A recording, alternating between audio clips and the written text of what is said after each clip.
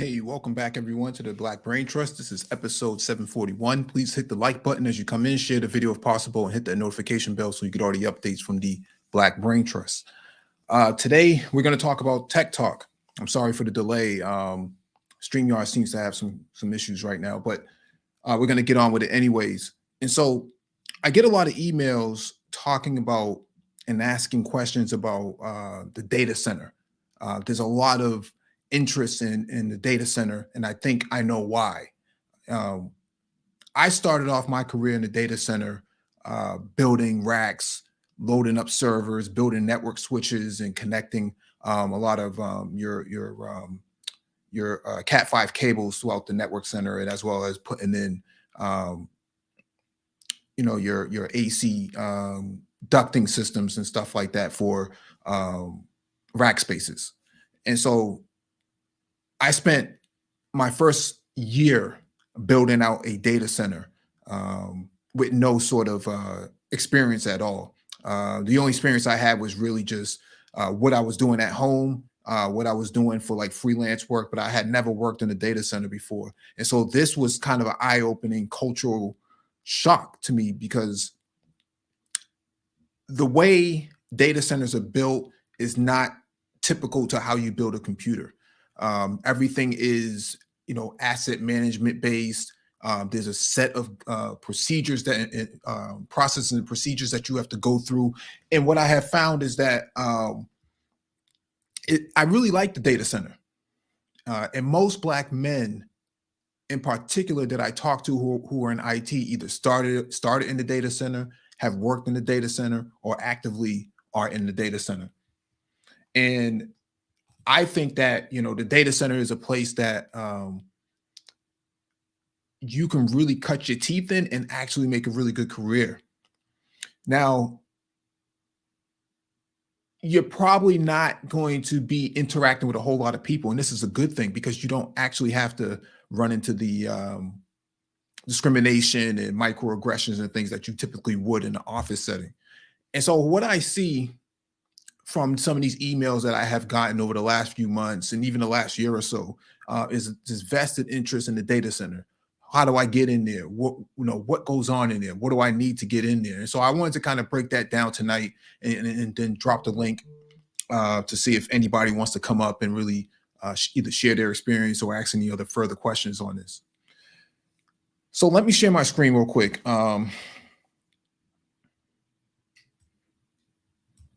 Let's see if I can share my screen.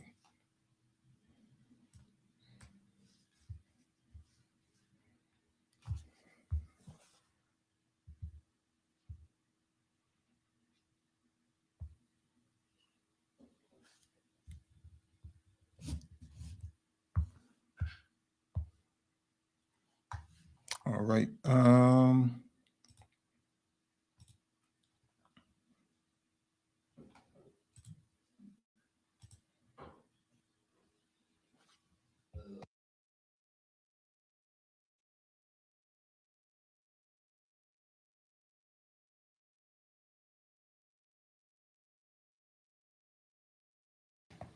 Sorry about that. Having some installation files go in for application. So let me finish this up real quick.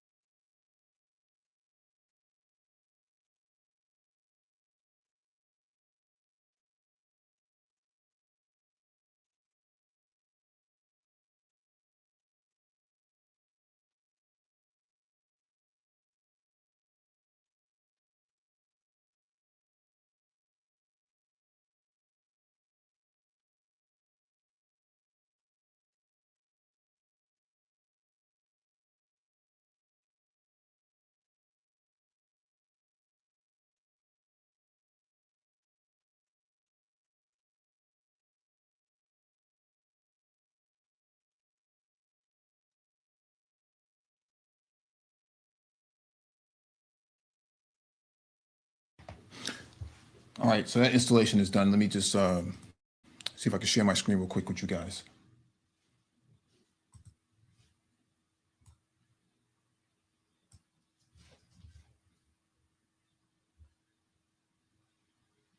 You know what? Maybe people can't hear me. Put a one in the chat if you can hear me. I don't see anybody commenting, so I just assume that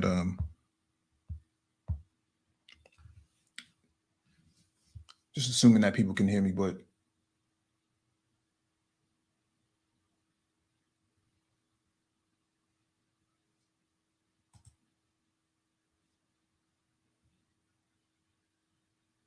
all right, cool. Let me see if I can share this real quick.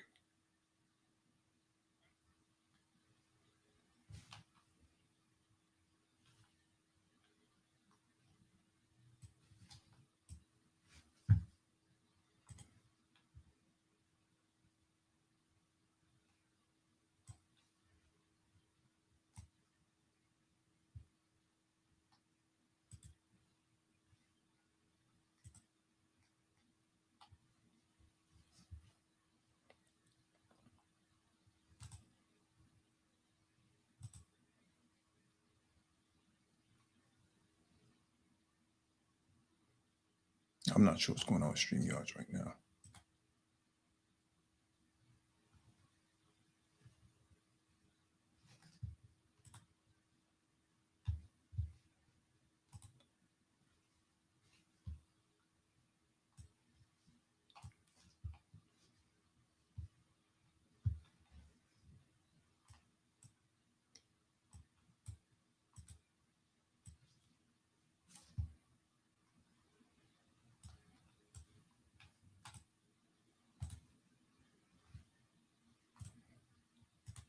All right, let's try this again.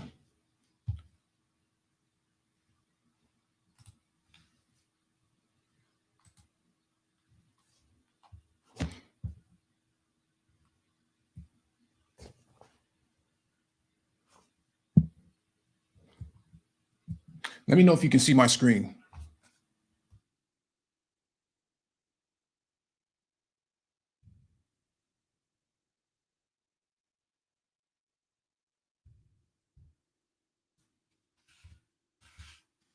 I apologize if you can't see this because this is the best that I can do with StreamYards. I don't know why it's like this, but let me read off this job description because I think that that's going to be really important. So the job title is a data center infrastructure operations engineer, 100% remote, long-term contract, et cetera, et cetera, et cetera. Required extensive skill sets and proficiency within the area of systems development and operations management, partnering with systems applications and operations, virtual platform and infrastructure teams. The DC, which is the data center and infrastructure operations engineer, is heavily involved with identifying, developing, and deploying change and incident management process tools. In addition, the DC infrastructure operations engineer proactively communicates and manages the change release management of the platform infrastructure and ensure security, compliance, and service level agreements, SLAs, are met regarding incident management and response for the client systems hosted by client consulting. This is a managed service provider, I'm assuming. The operations engineer will also be responsible for managing data centers resources provided by the vendor to support on-site logistics and technical support for all hosted infrastructure resources. So this could be a variety of things. It could be a third party, managed service provider who probably provides services to Amazon or Microsoft for Azure or AWS. It could be a variety of things. Let's go through this. Top 5 responsibilities. Develop and configure all system ITIL tools supporting the client consultant platform teams, manage incident management tools in response and resolution times within established SLAs, manage and support asset management tools, establishing configuration items items linked to configuration management, that's what CM stands for, and incident management processes, manage and support systems and network enterprise management tools and integration to incident management solutions, manage resources and relationships with data center vendor on site for on-site technical support and logistics needs for hosted infrastructure supporting client.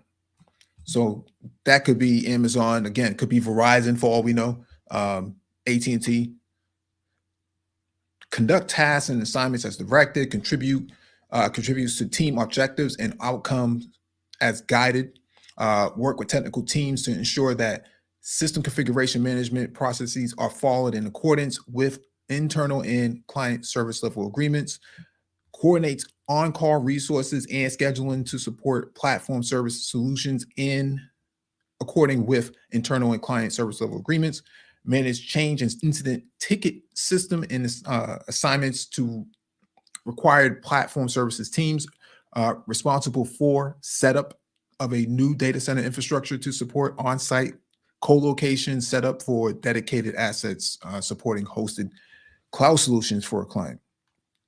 Top 5 skills: strong working knowledge of ITIL framework, development, configuration, and management of system operations tools such as ServiceNow and other enterprise monitoring tools, experience in building data center infrastructure to support on-site and co-location based cloud solutions. So strong configuration management, process enforcement, and minimum 6 to 8 years experience in technical functional area and discipline, bachelor's degree in engineering, advanced degree in certification, ITIL framework again, certifications.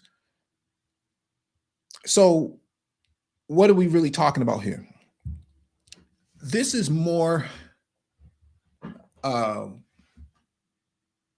mindset over physical, right? You're not in there with screwdrivers or anything like that. Most rack systems are plug and play. You basically load it up. There's a designated place where you can actually put the rack where it's going to go. You know where it's going to go because it has a build order for it. And again, all of this stuff is predefined.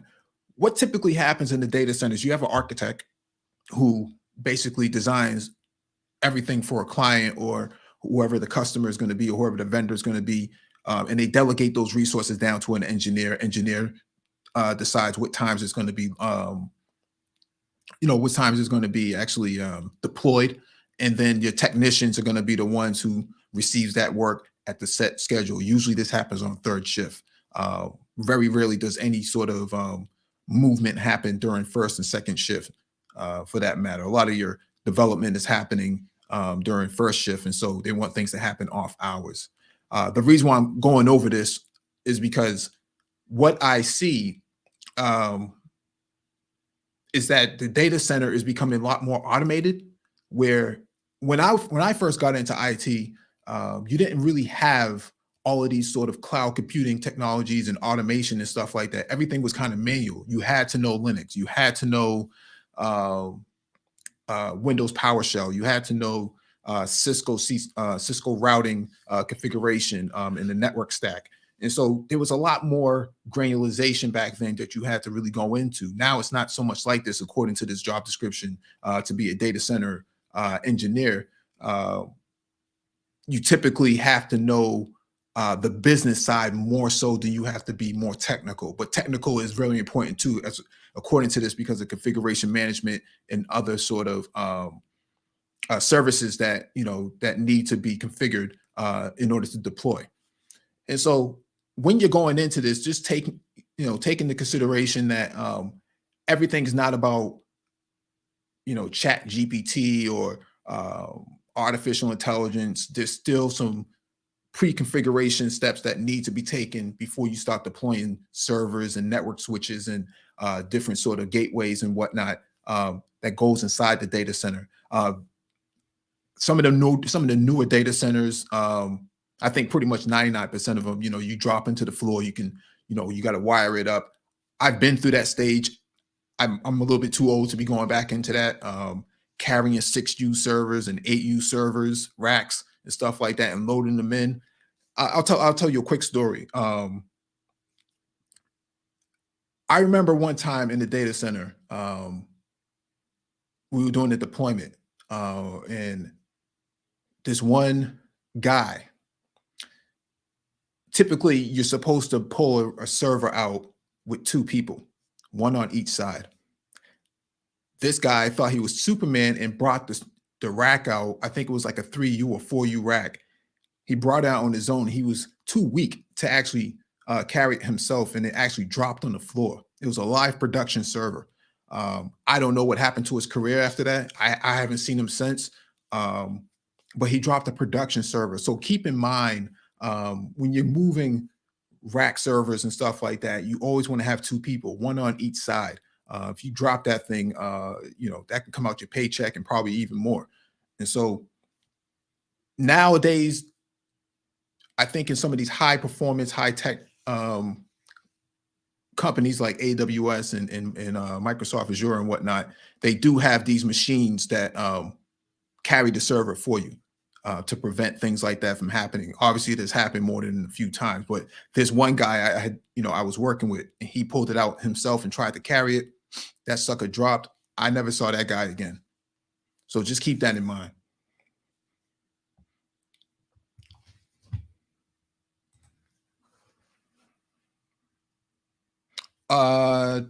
Jay Charles. So to answer your question, a server can weigh anywhere between 50 pounds to up to 250 pounds, depending on what's in it. Yeah, depending on what's in it. If it's a fully loaded server, you're gonna feel the weight of it.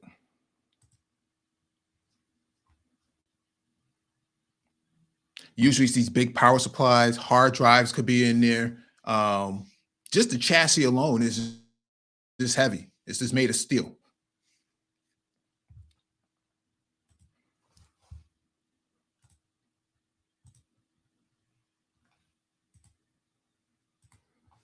All right, let me jump to this next piece here. This is from a contractor. I just wanted to use this real quick, just as a reference. Again, I don't want to use one. I want to kind of go through a couple.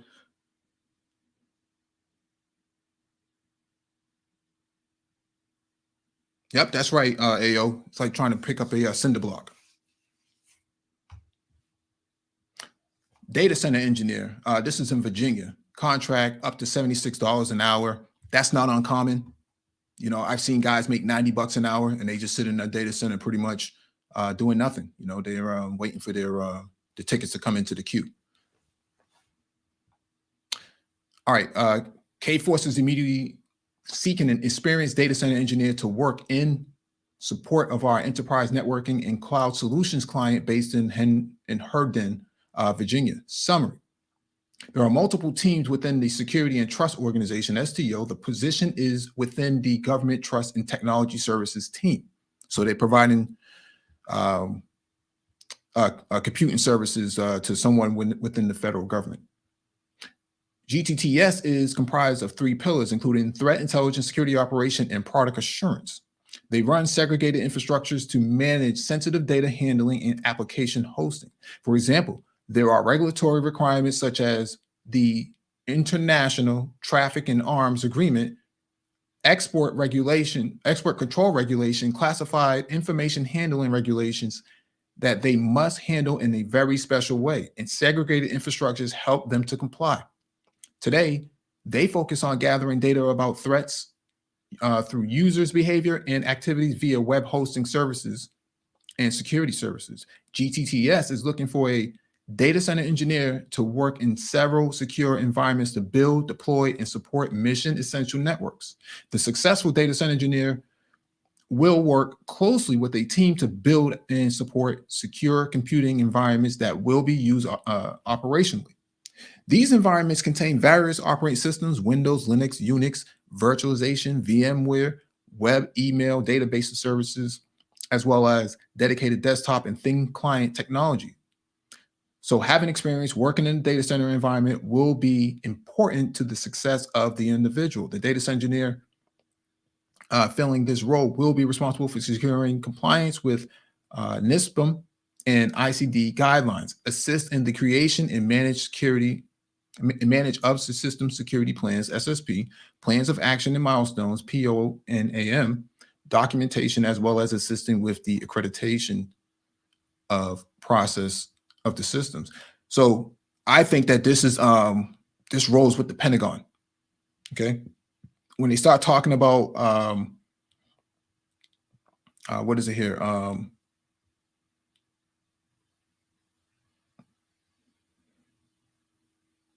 International Traffic and Arms Agreement, Export Control Regulation. That's usually the Pentagon. Okay. DoD, Department of Defense, 8570, industry certification in one or more of the following: CISSP, Security Plus, CISA, GSEC, CAAP, SCNA. I don't know why they even put this here, but a government, kind of slow, so they kind of stay holding on to these certifications that don't matter. SCNP, SSCP, GSLC, software lifecycle, GSE. Experience working on contracts mandating DIA, CAAP, NISPM, and ICD requirements. Proficient in configuring, deploying, and troubleshooting network functions within a secure environment. Experience in performing routine network administration to include installations, configurations, maintenance, and troubleshooting efforts with routers, switches, firewalls, etc. CCNA level preferred. Cisco certified network administrator. Okay, keep that in mind. Adept with Active Directory, AD, DNS, DHCP, SUS, Windows Server 2016, 2019, Windows 10. Experience with VMware's vSphere virtualization suite. Okay, keep that in mind as well. Skilled in system patching and vulnerability remediation. This is going to be important. Ability to multitask in dynamic environment with changing priorities. Work under stress. That's what that means. Able to work in a team environment as well as independently. Independently means that you may be working by yourself third shift. You may not have anybody to rely on. So if you don't know that Linux configuration, you better learn how to Google it, or you better start copying down. What I used to do, I used to have a script of Linux commands because I can't remember all my Linux commands by heart. So whenever I need to do something, I always refer back to that Notepad++, and I would just copy and add that into the the Linux configuration prompt. Application selected. Sorry, let me just keep going. Oh, desired experience. McAfee ePolicy Orchestra. Experience with centralized login products like Splunk. They're talking about SIM. Knowledge of ComSec and encryption technologies. Experience administering cloud environments, AWS, Azure, Google, because they run a lot of different services in the cloud. Experience administering Jira. So Jira is the ticketing platform that typically most DevOps shops would use. You don't need to know Jira 100%. You can learn Jira on the job. You have to go through the training anyway in order to understand how they have Jira set up. So every organization that uses Jira doesn't use it the same. They use it for different purposes. Maybe for DevOps, maybe for security, maybe for just basic ticketing purposes.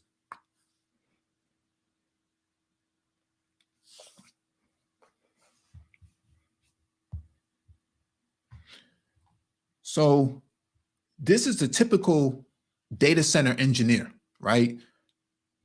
This is what you do 9 times out of 10. This is what you're going to be doing. Now, it sounds complicated, but as long as you know your stuff, you're going to be fine. Now, let's go back to CCNA. CCNA is important because 99% of the government in most American data centers use Cisco routers and switches. You need to know how to manage and administer a Cisco router and switch. Not really that difficult, but you still need to understand and be comfortable with the interface, because when you need to shut down a network or a segment of the network and you need to bring down certain servers, you want to make sure you're bringing down the right thing, because you don't want to be in a situation where you bring down a firewall or you bring down a certain switch or a certain VLAN or something like that, and things go offline. Trust me, you might get away with that once, but more than once, you're out of there. I've seen it myself. And I think I told a story, a few years ago on the Brain Trust when I first got into IT, and I was working I was working for a certain organization. They had these Cisco ASA firewalls, and these things were old. Even for their time, they were old, and they needed a firmware update in order to be compliant. And I sent that firmware to the firewall, and it did not come back up because it was so old. There was just something wrong with it physically, but they couldn't replace it because they didn't want to. Someone who had decision making capabilities did not want to replace it, and so I sent this firmware update after hours. And the firewall came down, but it never came. It went down, didn't come back up. And so I had to email or text somebody inside the data center and say, hey, can you go and go wake up that firewall, bring it back up for me, please, because I need to complete, this firmware update because it's scheduled for tonight and et cetera, et cetera, et cetera. It needs to come back up, please. And so, yeah, he was kind enough to do it. He reset it for me, and then it came back up, and I was able to complete the firmware update. The point of the matter here is that these are the sort of things that you're going to be doing in the data center. You're going to be responsible for certain things. You're going to have to work alone, like it says, independently, right? That's why having CCNA level certification matters in this area.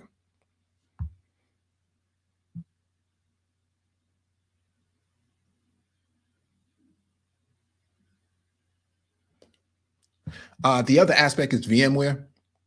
99% of the shops use VMware in these data centers. And so vSphere, getting that certification is not necessary, but you want to play with VMware's labs. If you can get access to a lab, and we'll go over that in a few minutes. You want to get access to a VMware lab, just play with it. You don't need to be an expert at it, but you need to be comfortable with the interface. System patching and vulnerability remediation. This is kind of normal. It depends on what shop. They could be running Tenable. They could be running Qualys. They could be running a few different vulnerability management systems to actually patch. But either or, you still need to do the patching. You may not even be 100% responsible for scheduling it. Somebody else has scheduled it. And then what happens here is the patching aspect is going to be your responsibility on third shift. And that's usually what happens. Usually happens on the weekend too. Experience with Linux, Windows. Linux is going to be way more important than Windows. And the reason is because everything is in command line, whereas in Windows, everything is in the GUI. And so it's not that difficult to actually navigate your way through Windows because you're already comfortable with it. But when it comes to Linux, yeah, you're going to have to remember how to navigate that interface and actually, run those commands and run those scripts because things run on time in a data center. They have to. You only have a short window of opportunity to run the configurations and updates in order to, complete deployments and stuff like that. Okay. These certifications, I'll be honest with you, CISSP doesn't really teach you it doesn't teach you or guide you on how to work within the data center. It's just a set of principles for security. And in this aspect, it doesn't really matter if you have CISSP, but the government, the DoD wants you to have it. So that's what they say. But in my humble opinion, CISSP doesn't matter here. You can have your CISSP and don't know a damn thing about Linux at all and how to configure it because the CISSP doesn't tell you that. Security Plus might ask you a few questions about it. But that's to be determined, and it's not really that important. What's important is these three things here: Linux, VMware, CCNA, because those are the main things you're going to be touching physically and have to interact with. Okay. And plus, the role is $76 an hour, right? At $76 an hour,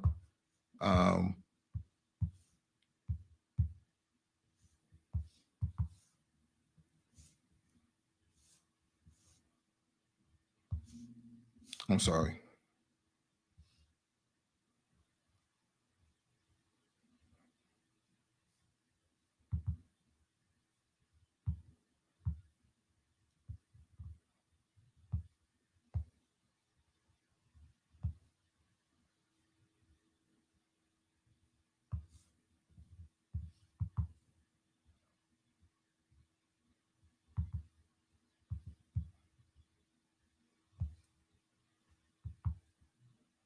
So at $76 an hour, you're talking about roughly 145 grand a year. That's pretty good money. Okay. That's pretty good money.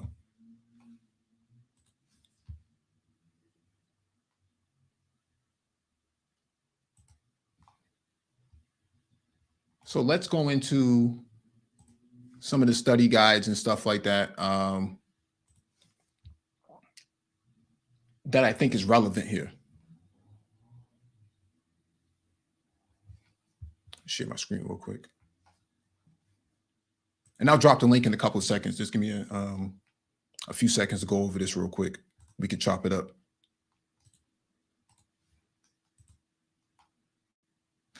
So we talked about this earlier, CCNA, but I think that having the CCNP data center is going to be a really critical aspect here, primarily because it focuses on exactly what you need to be doing in the data center, and it actually, covers your network administration, network skill set for the certification. So it says prerequisites, no formal prerequisites for the CCNP data center. CCNP candidates often also have 3 to 5 years experience implementing security solutions. So you don't need anything before getting the CCNP. Okay, let's go to the roadmap.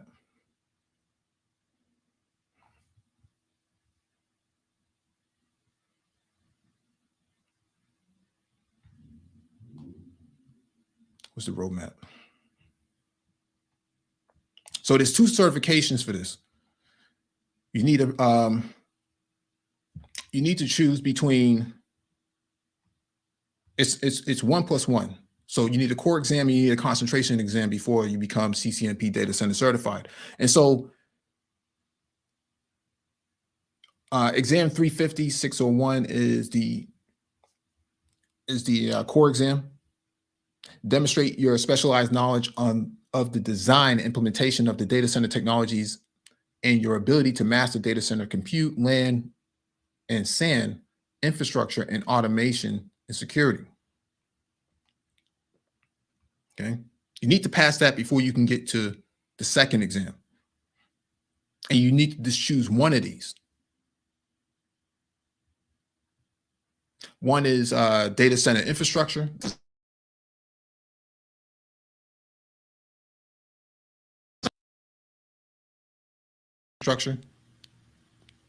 The third one is implementing Cisco application-centric infrastructure. The fourth is configuring Cisco MDS 9000 series switches, implementing Cisco application-centric infrastructure. That's a more advanced one. And then the last one is implementing automation for Cisco data center solutions. Here's how I approach this. You need just to choose one. If I had to choose one, it would probably be designing Cisco data center infrastructure or troubleshooting Cisco data infrastructure. Depending on what my role is, if I'm a technician, I'm probably going to do troubleshooting. If I'm an engineer, I'm going to choose design because that's where my responsibilities are. Okay. If I'm an engineer, I'm in the design phase. If I'm a technician, I'm in the troubleshooting phase. Okay. So you only need these 2 exams: 1 core, 1 concentration. And here's another one here. This is from Cisco as well. Cisco Data Center Fundamentals. It's a book input and it has an ebook with it. $64. You can't beat that. That's cheaper than the super chat that I see going around the manosphere when it talks about, a woman by the name of Just Pearly Things, right? And so this came out last September. This is recent. That means that it's the most up-to-date. Cisco Data Center Fundamentals, Bridging the Gap to CCNP. You usually can't go wrong with Cisco material. If it's coming from Cisco, and it's almost a guarantee that it's going to be on point. Okay.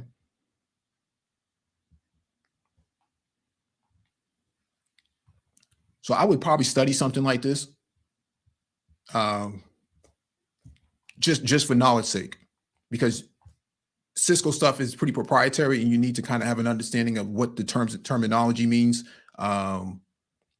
and why certain things do the things that they do. Okay.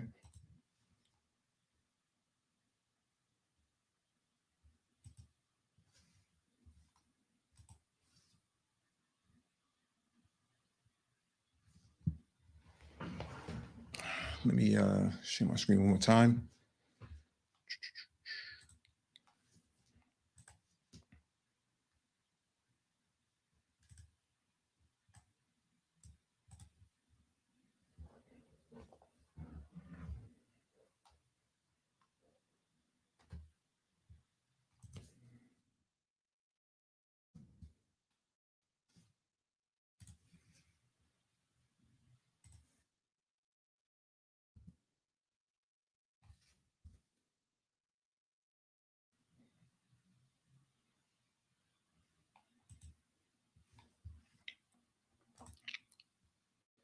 Here's another piece right here.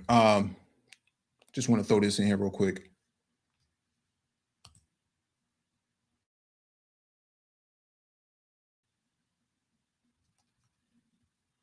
I don't know what's going on with StreamYards right now.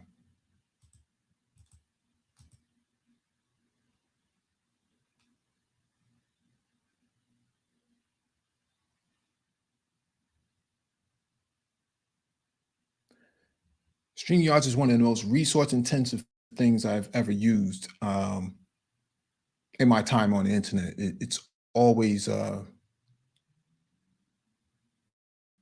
using up a lot of resources for whatever reason.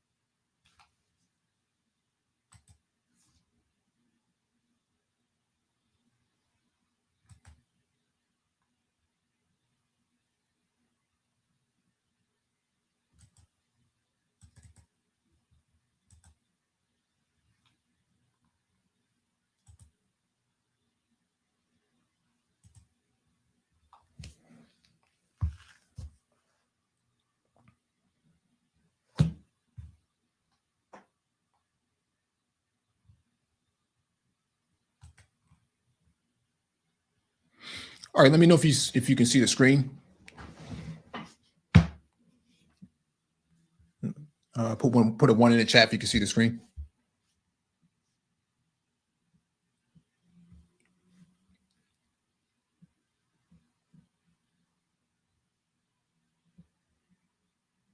All right, cool.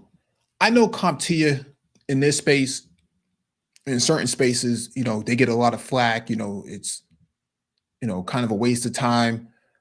I personally don't think so, and here's why. Let's start with Server Plus, right? Server Plus certification is kind of mandated by the DoD as well. I think it's like in the IAT level 1 phase or level 2 phase. Either one. Either way, having the Server Plus is going to be really important, and it doesn't expire and it doesn't hurt you. And the reason why having it is important is because it gives you the fundamentals of how a server works and how data centers have relationship with the server and whatnot, and what its capabilities are. And they're just testing your knowledge on this. I think it's a value add when it comes to your resume a Server Plus is going to be really important. You don't have to update it. You do it once and it's done, and it's good for 5 years. So I think personally that the Server Plus is a value add. And then you want to talk about something else like Linux Plus. Now, there's a few Linux certifications you can go out there and get. I think Linux Plus is easily the foundation, for Linux certification. Because if you want to take something else, you can, but I don't think you're going to pass those other ones, because some of them are performance based. And if you don't really know Linux like the back of your hand, I think that you're going to fail those. I've seen people who do know Linux fail performance exams for those other certifications. So I think the Linux Plus is a value add here. You really can't go wrong with it. I think it expires every 3 years or so, but it's still a value add if you're on the technician side. If you're trying to get into the data center, Server Plus, Linux Plus, I think that those are really fundamental. If you don't have any other certification, these are like, gimmies, really easy ones to grab. If you don't have the finances for a Cisco certification or even a CISSP, you may not qualify for a CISSP.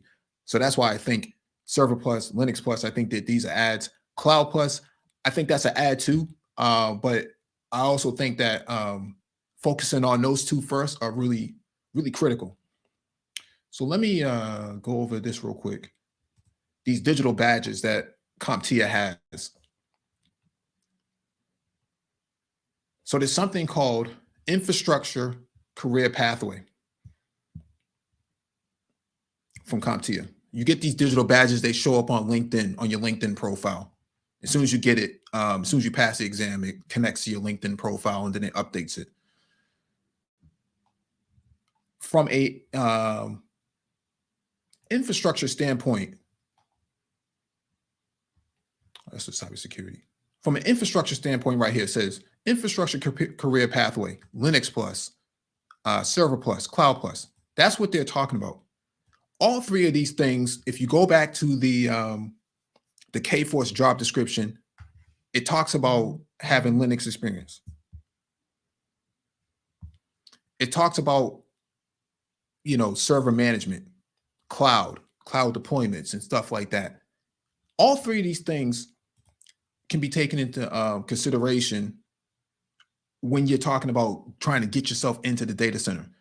If you pass all three of these, right, Linux Plus, Server Plus, Cloud Plus, you get this badge here that says you're an infrastructure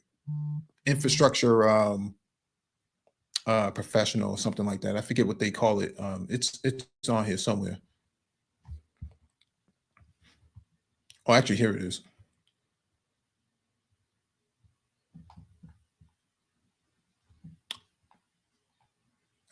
It's called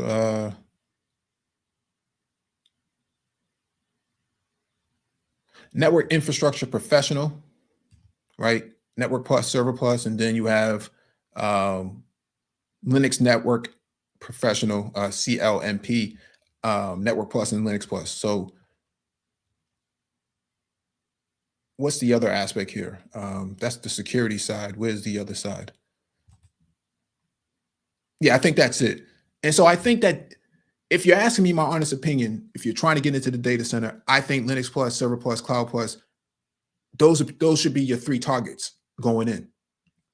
And then you can start talking about CCNA, CCNP data center, because you can't get to CCNA and CCNP unless you understand Linux Plus, Server Plus, and Cloud Plus, because all three of these things cover 25, 30%, 1/3 of the test questioning on the exam itself for the Cisco certs. If you don't understand, Linux Plus, Server Plus, and Cloud Plus, you're not going to pass that CCNA or that CCNP. I can almost guarantee that. Maybe you can pass the CCNA, but I don't think you're going to pass CCNP. I think that's a far reach. But that's just my opinion. Being in the industry for a couple of decades or over a decade, I think that these are the most valuable ones that you can get that can really prop you up on LinkedIn and really boost up your resume. So one final thing, before I drop the link.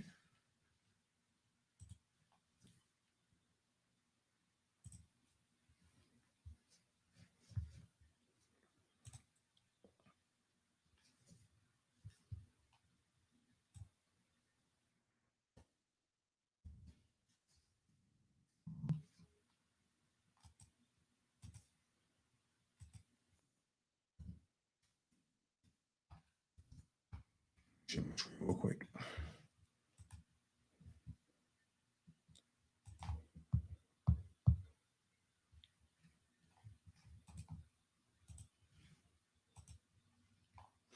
Cheap certifications, IT examines vouchers is one of my go-to sites.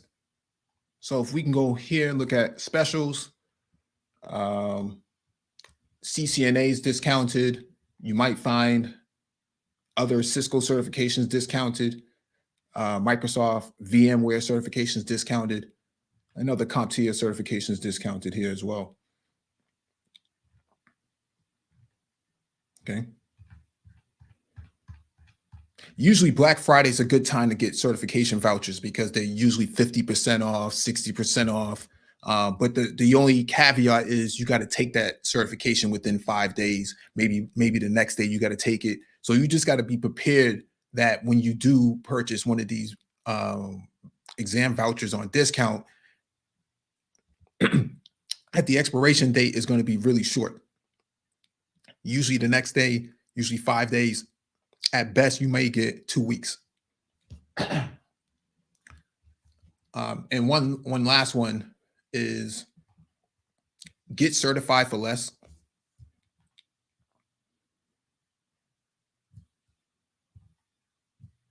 And so Get Certified for Less is an alternative site for getting certifications for cheap. If you don't know about it, I'm just telling you. Like, for example, right here, you got Microsoft Text voucher expires April 15th, 2023. You really can't beat the prices on them.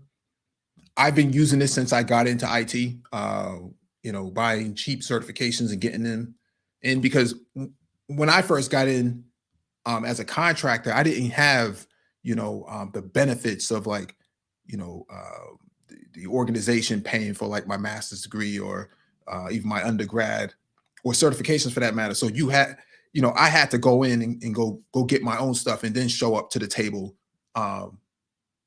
you know, with a collection of badges or whatever you want to call it, certifications, and say, this is what I have. You know, I came from a different era. Maybe you might have some organization now that might give you a voucher, but in the event that they don't, I think these two sites are going to be really key at getting some of these vouchers for cheap. So I'll drop all of these in the chat for you guys, and use it as you may. And I'm going to drop the link down and have you guys come up if you want to. If you don't want to, we'll close it out and then we'll get up out of here.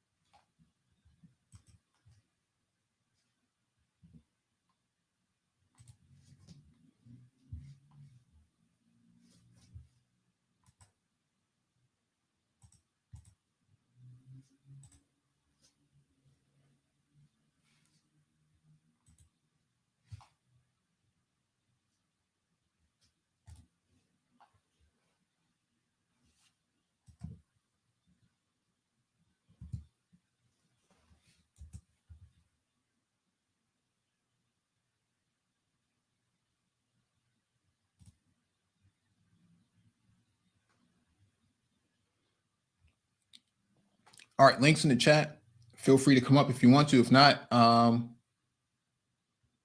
we can just close it out and get up out of here.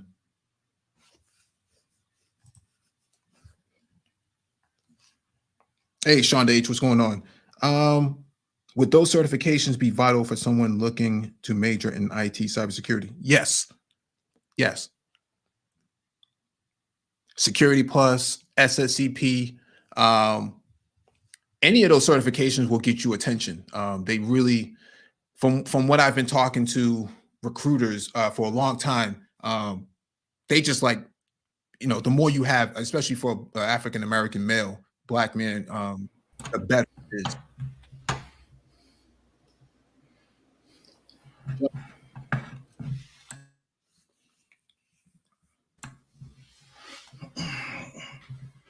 What's up, Mike? What's good with it, bro? What's up, Mike? How you doing? What's good with it, bro? Good, good. Go ahead, keep it techie. I'll go next. Chilling. Cool. So I just wanted to, kind of hop in, and I'm glad you brought up those badges. That's one thing that stuck out to me. I got one of those badges without even knowing it. You know what I'm saying? I wanted to take the Linux Plus exam, and I ended up getting I already had Security Plus, for the 8570 requirement, as well as Network Plus, which I took a long time ago. And I was just, every time I renew my Security Plus, it renews your Network Plus, because that's one of the certs that it renews. And so Linux Plus is a different, is in a different category though. But yeah, as soon as I passed that Linux Plus, it popped up and said I had, the CompTIA networking professional or something like that.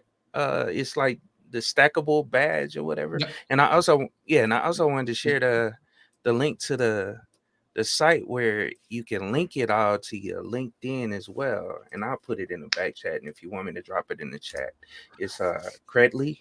Yeah, go ahead. Yeah, I'll drop it in the chat as well. But yeah, that's how all my badges are linked. So when you go to LinkedIn and add those certs with the whatever that verification number is, it'll link them there, and people could just click on it and they can verify the certs, like potential, potential employers. So yeah, just wanted to add that. No, definitely. No, that's I forgot about Credly, but it all matters at the end of the day, because you may be trying to upskill yourself for something that you may not need to, because it's already added, right? And so I mean, you're a Linux guy yourself, and so that's why I said you got to be proficient or sufficient at Linux. And I think if you can pass the Linux Plus, honestly, I think you can do your job. That's just how I see it. Yep, and that stackable, you laid it out perfectly, because that's definitely for a cloud engineer, data center engineer. That's exactly the search that you need from CompTIA. I'm sorry. Go ahead.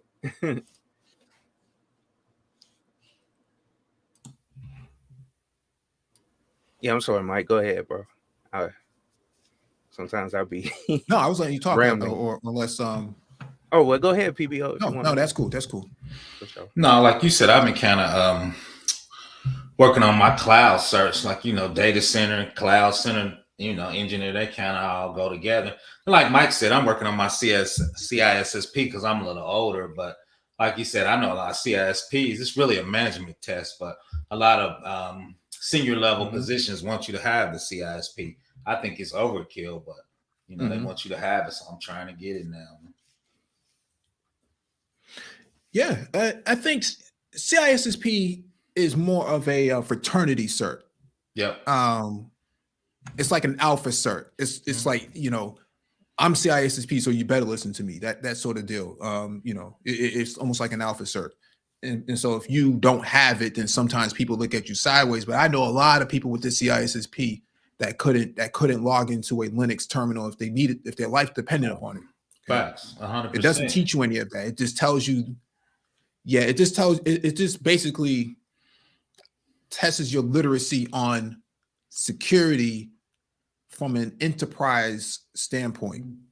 It's a mile wide and an inch deep, is what they call it, right?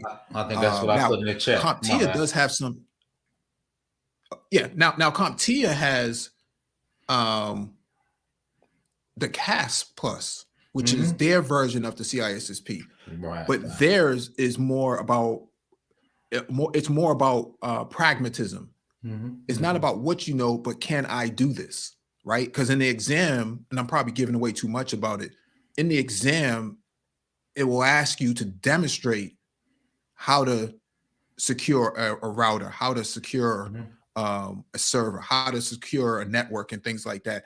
And if you can't do that, then it doesn't matter because there is no score. You either pass it or you fail it. Right.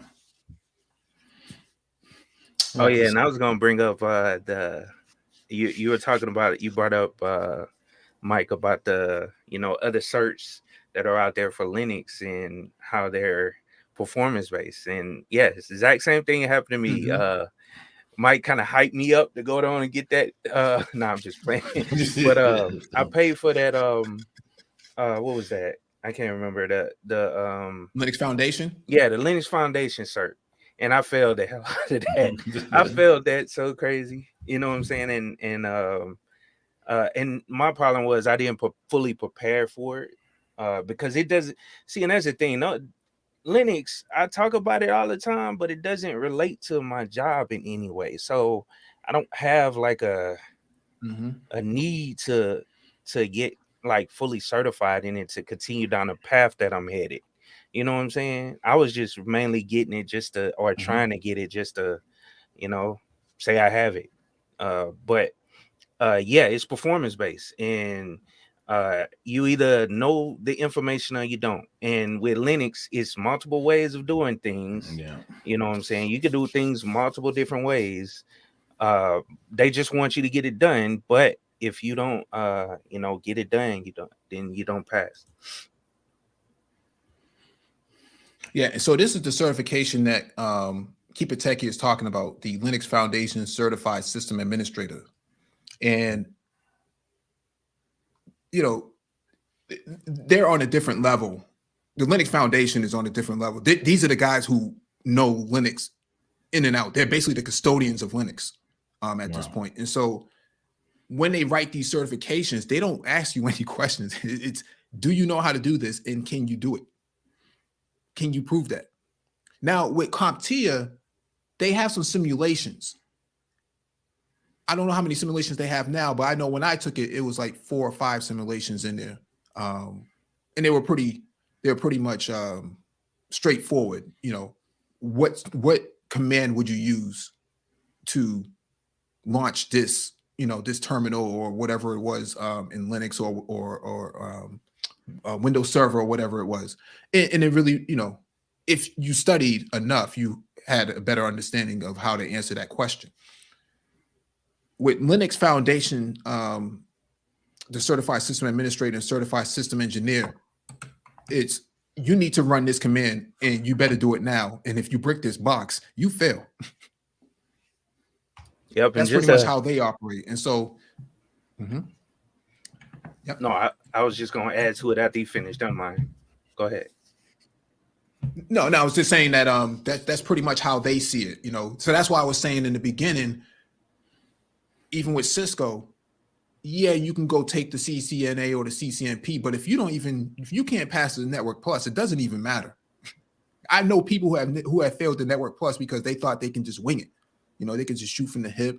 They grabbed the book on Thursday and then they went in Saturday to try to take the exam, and they failed because they didn't do enough studying. And they were out of luck. So, what's going on, gentlemen?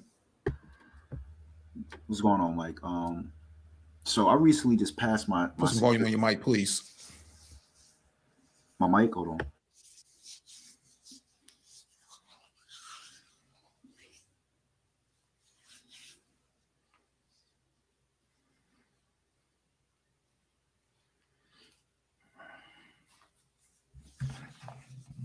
And let me add a little bit why he's fixing his mic. But now with this with the that systems administrator cert for Linux, they basically give you a virtual machine, and they have a set number of tasks, and it's all based on the different areas of the exam they throw questions in there, and you have to do everything, that they request. They give you like a scenario, and they tell you exactly what to do so what they want done on the server. Like, for instance, just to give an example, moving logs from one location to another, to a text file. Mhm.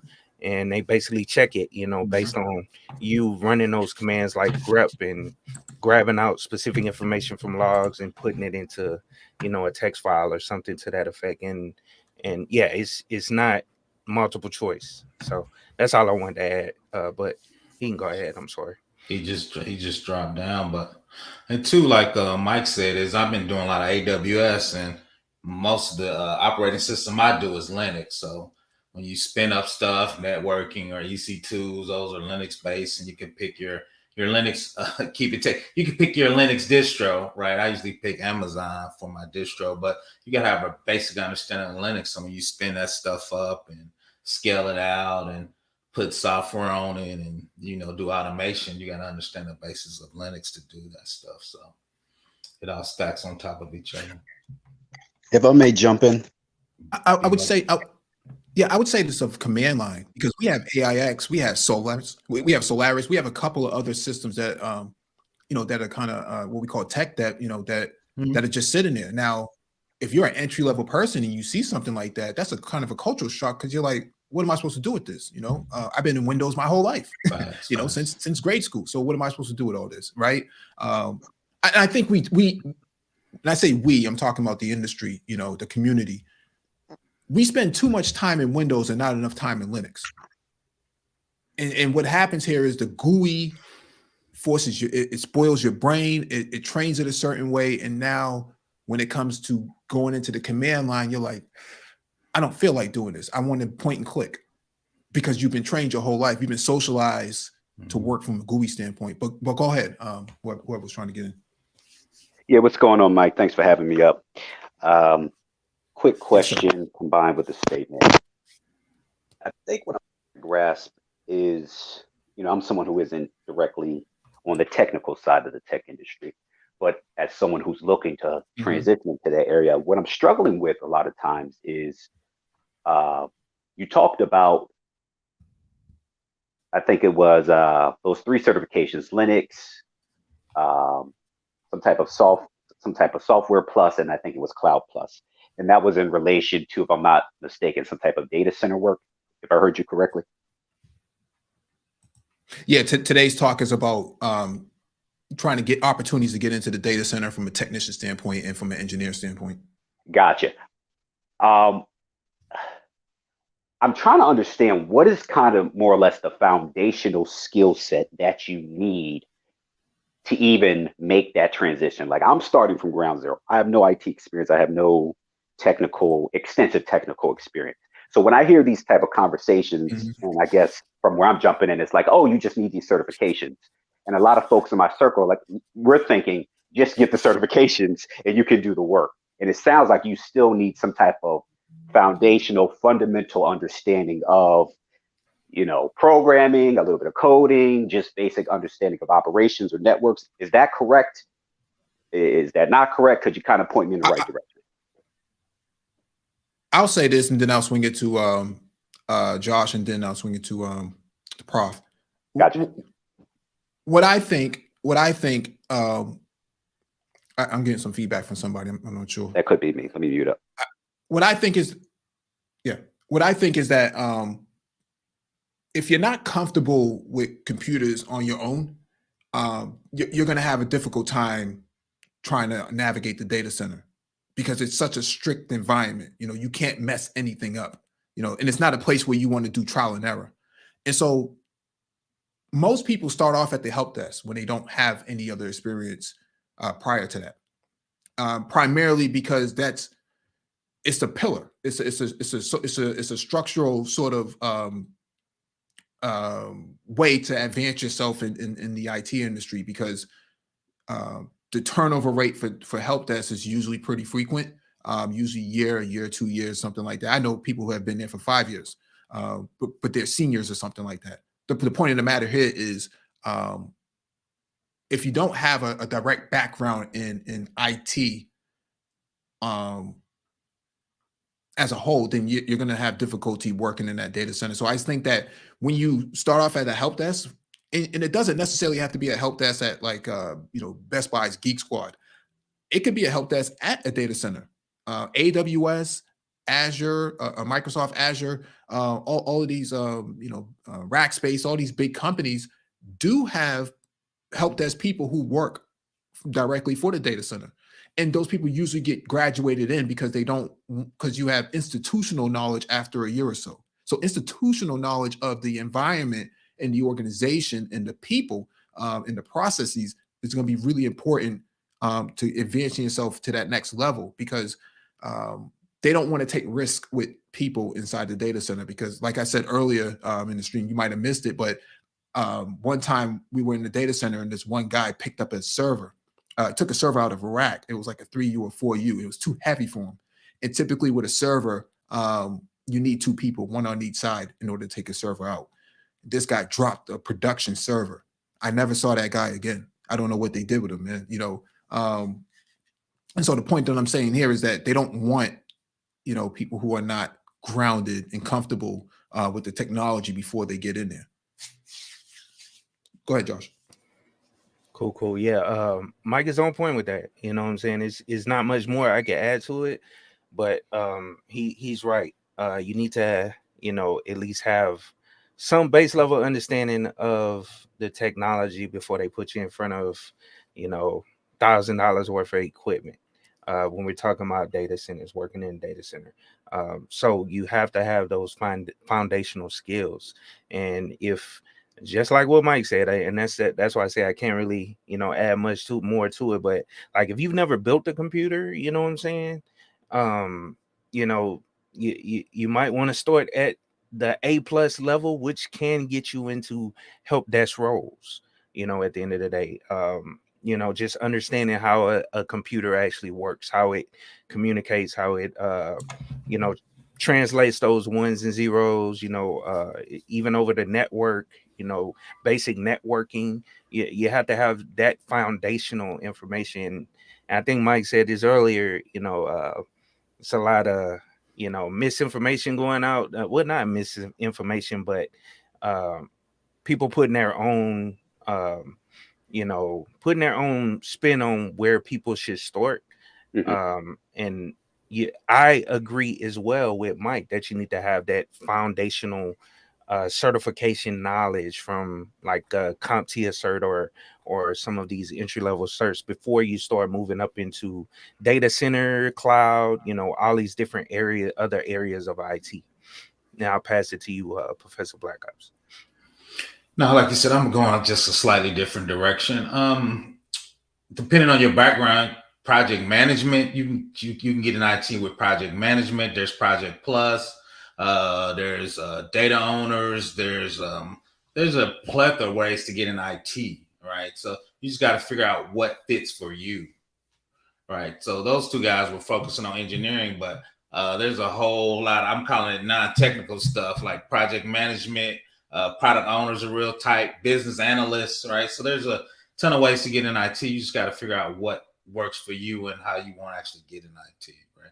But like you said, if you're doing engineering, both of those guys hit it on the head. But once again, there's a ton of ways to get in IT and get the bag. Like I said, project management, business analyst is a kind of way to get in IT without being super technical. Got it. And just to add a little bit more, I apologize, but just to add a little bit more, PBO is right.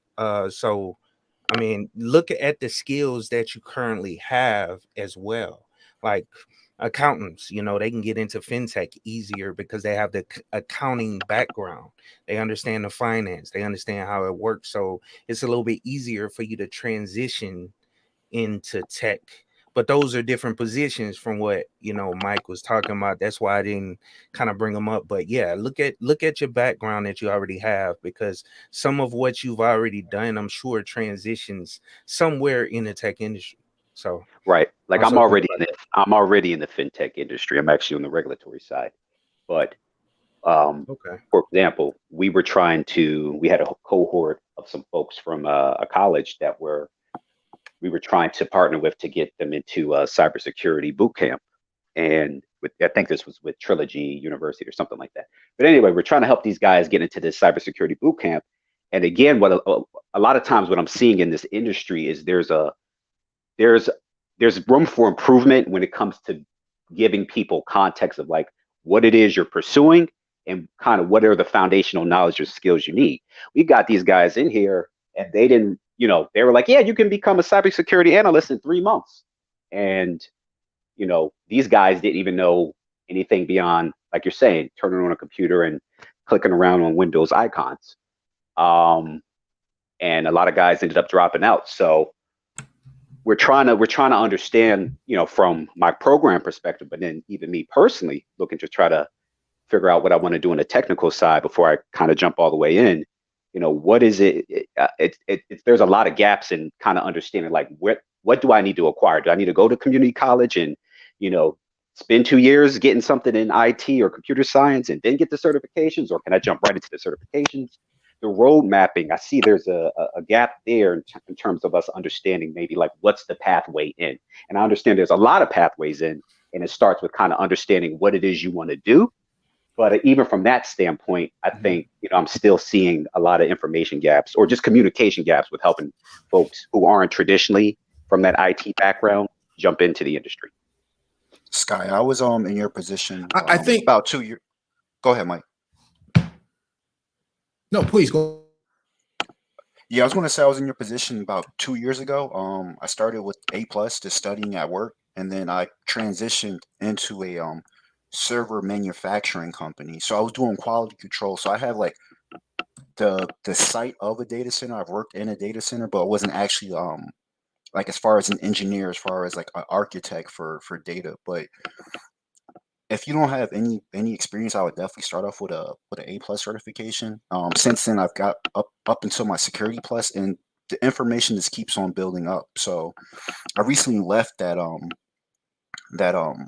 manufacturing position, building cloud servers for like these major enterprises, to doing help desk. And that's my journey. It's very like so far I'm only 3 years into it, but I would suggest finding out or just looking at different career titles and looking at what is probably like the most interest for you, and then going for that, like following that roadmap, because there's a whole bunch of roadmaps and you're gonna get lost. Like I'm currently kind of lost, stumbling around, trying to figure my way out still, but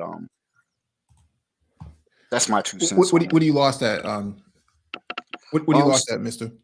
So yeah, I just I just got my Security Plus. I want to get into cybersecurity, but I'm also willing to try different things. Like I said, I've worked in a data center before, so I understand you're going to be checking out the U-racks, and like you mentioned, like somebody try to lift a 4U rack up, which is insane because those are heavy computers. I don't even know why you would try to lift that up by yourself, but so like I did, like the heat aisles, the cold aisles, yeah, but it's crazy. I just don't know where to go after getting a certain certification, and then like technical skills as far as when you're off of work, what should you be trying to increase your A game on? Like I do understand the command line is important, especially when you start getting to like engineering roles. But most of the stuff I've worked on since leaving that environment was Windows, and it's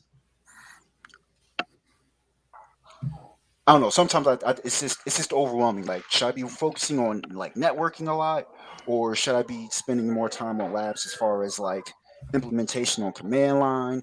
Like, how do you choose what to use your time on most? That's, I guess, my question. So let me answer it. Oh, who's that, Paul? Yeah. Oh, what's going on, bro?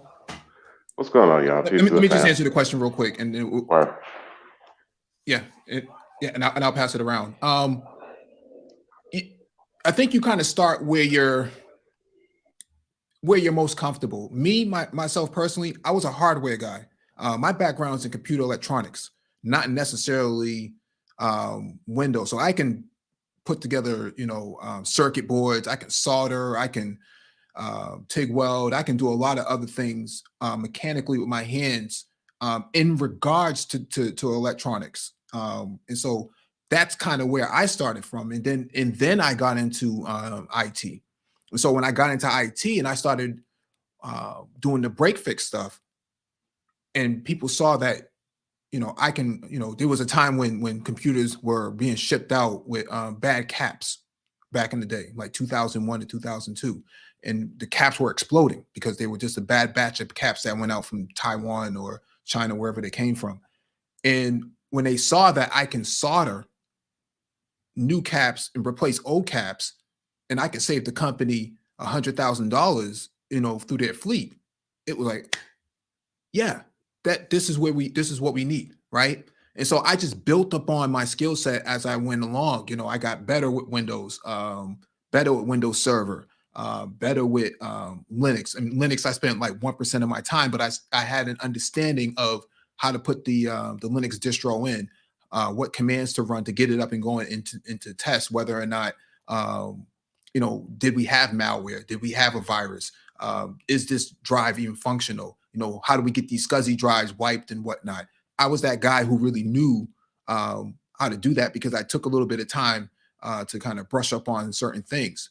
Back then, we didn't have like, social media like we have now. You couldn't go to a YouTube. You had to actually go back to the books, go to Barnes and Nobles and things like that and go grab yourself the Linux Bible, this big, thick, massive book it was a reference book, but you had to go through that in order to understand the command line structure and stuff like that. And so that's kind of how I got where I am today, kind of building up on all of my other previous skills. And so I don't even do break fix anymore as a rule, but that allowed me to get into the data center and allowed me to move up into HP and start working on HP products and start working on beta testing products and stuff like that, because HP had bought Compaq, and then HP Compaq and Compaq had bought DEC. And so they had a lot of old hardware and stuff like that. So I came out of the hardware sector and then moved my way up into the IT side of things. Anybody else want to go? Yeah, I can add. Oh, I'm sorry. Your boy didn't go down at the bottom left. So if yeah, sorry. No sweat. I'm gonna try to keep it real brief, but like this is a passion of mine because I'm similar in the fact that I've been doing this for like 20 years. And there are a trillion different ways. But I do understand where people get confused because there are thousands of different titles. And unfortunately, I think there are a lot of people that are selling products that overpromise, right? Like become a cybersecurity expert in 7 days, right? Like they're not really making anyone prepared for any of the skills that you need. They're just selling a product, right? Like, and if someone is completely dedicated and 100% committed, then that particular product could probably assist them in that goal. But a book from the library would do the same thing, because like that's a lot of how us cats came up, because we had to go like research our own because those online sources weren't available for us because that was being built out at the time. So I found some kind of counterintuitive truths. First off, the on-ramps are all still the same, right? Like if you're building computers to sell or fix some laptops or anything like that, those were all legitimate entry points. But a lot of the infrastructure is composable now, and it's like in the cloud or partially in the cloud. So a lot of the training that you could do to be like viable for like cloud infrastructure engineer positions, like a lot of the higher level stuff, you don't have to get stuck in the help desk hell like for too long if you don't want to. Because if you can open up a GCP account or a Azure account or Amazon, open up their cloud console and start building stuff, please, you can just jump to the 120. And I'm not saying that like it's something that is easy or automatic or instant for absolutely everyone. But I am saying that like a lot of the hard grind that a lot of the people had to put in, you still got to spend time, but you can fast forward yourself in a lot of very effective ways nowadays. And that's the point that I want to make, because I think that's so important for people, because I think that there's going to be a serious issue coming up when people get hit with some of the negative effects of automation. Like, people going to lose their jobs. And a lot of them are going to be like 30, 40, 50-year-old men and women. They're not going to be trying to hear that help desk hell stuff, man. And I get it. I did help desk. But some folks are going to want, I don't know, like a faster path, or maybe I think it's something that is effective or could be tailored for some individuals. But yeah, no, like everything that everyone else said is correct. Building foundational knowledge, that's all correct. I think an important part that's been missing from this conversation in IT for about 5 years is open up whichever cloud service provider that you prefer. Open up one of their free accounts where they'll give you literally credit for a term of service, like for a year, 6 months, they'll give you $200 worth of credit. Start taking that knowledge that you're building and doing so in the cloud using a console. And then you're doing like 3 things at once. You're learning cloud services, you're learning Bash, and you're learning terminal interaction. And honestly, with those 3 things, like, you're building a foundation to do like a huge chunk of IT service. And yeah, I think that that's a big part that's been missing from the conversation. And I get it, where people want to like replicate their own experience and bring it up the next generation, but it's just not going to work exactly the same for those folks. But these are all opinions, and I'm interested in hearing like what people think about them. I'm not stating them as fact. I'm just saying that it's the opinions that I've formed from what I've seen, and I'm interested in hearing what people have to think or what they think about that. Yeah, and I can kind of. No, Paul, I think you're right. Mm-hmm. Oh, I'm sorry. I'm sorry, Take. Let me go just ahead. jump in real quick. I think you're right about that. But there is a dinosaur effect in the industry, right? Banks don't like to turn around on new technology as quickly as private institutions, right? Some of your private institutions, they don't have any problem adopting multi-cloud strategies and stuff like that. If you're like a credit union or a very old savings and loan bank or something like that, you move a little bit more slowly because you just don't have the resources and also the necessity to actually pivot like that. Same thing with government. Government does not move fast. The only reason government's moving fast now is because the pandemic forced them to, right? The pandemic said everybody has to work from home. Oh, really? Do you have enough VPN licenses? Do you have the bandwidth inside your network? Oh, we didn't think about that.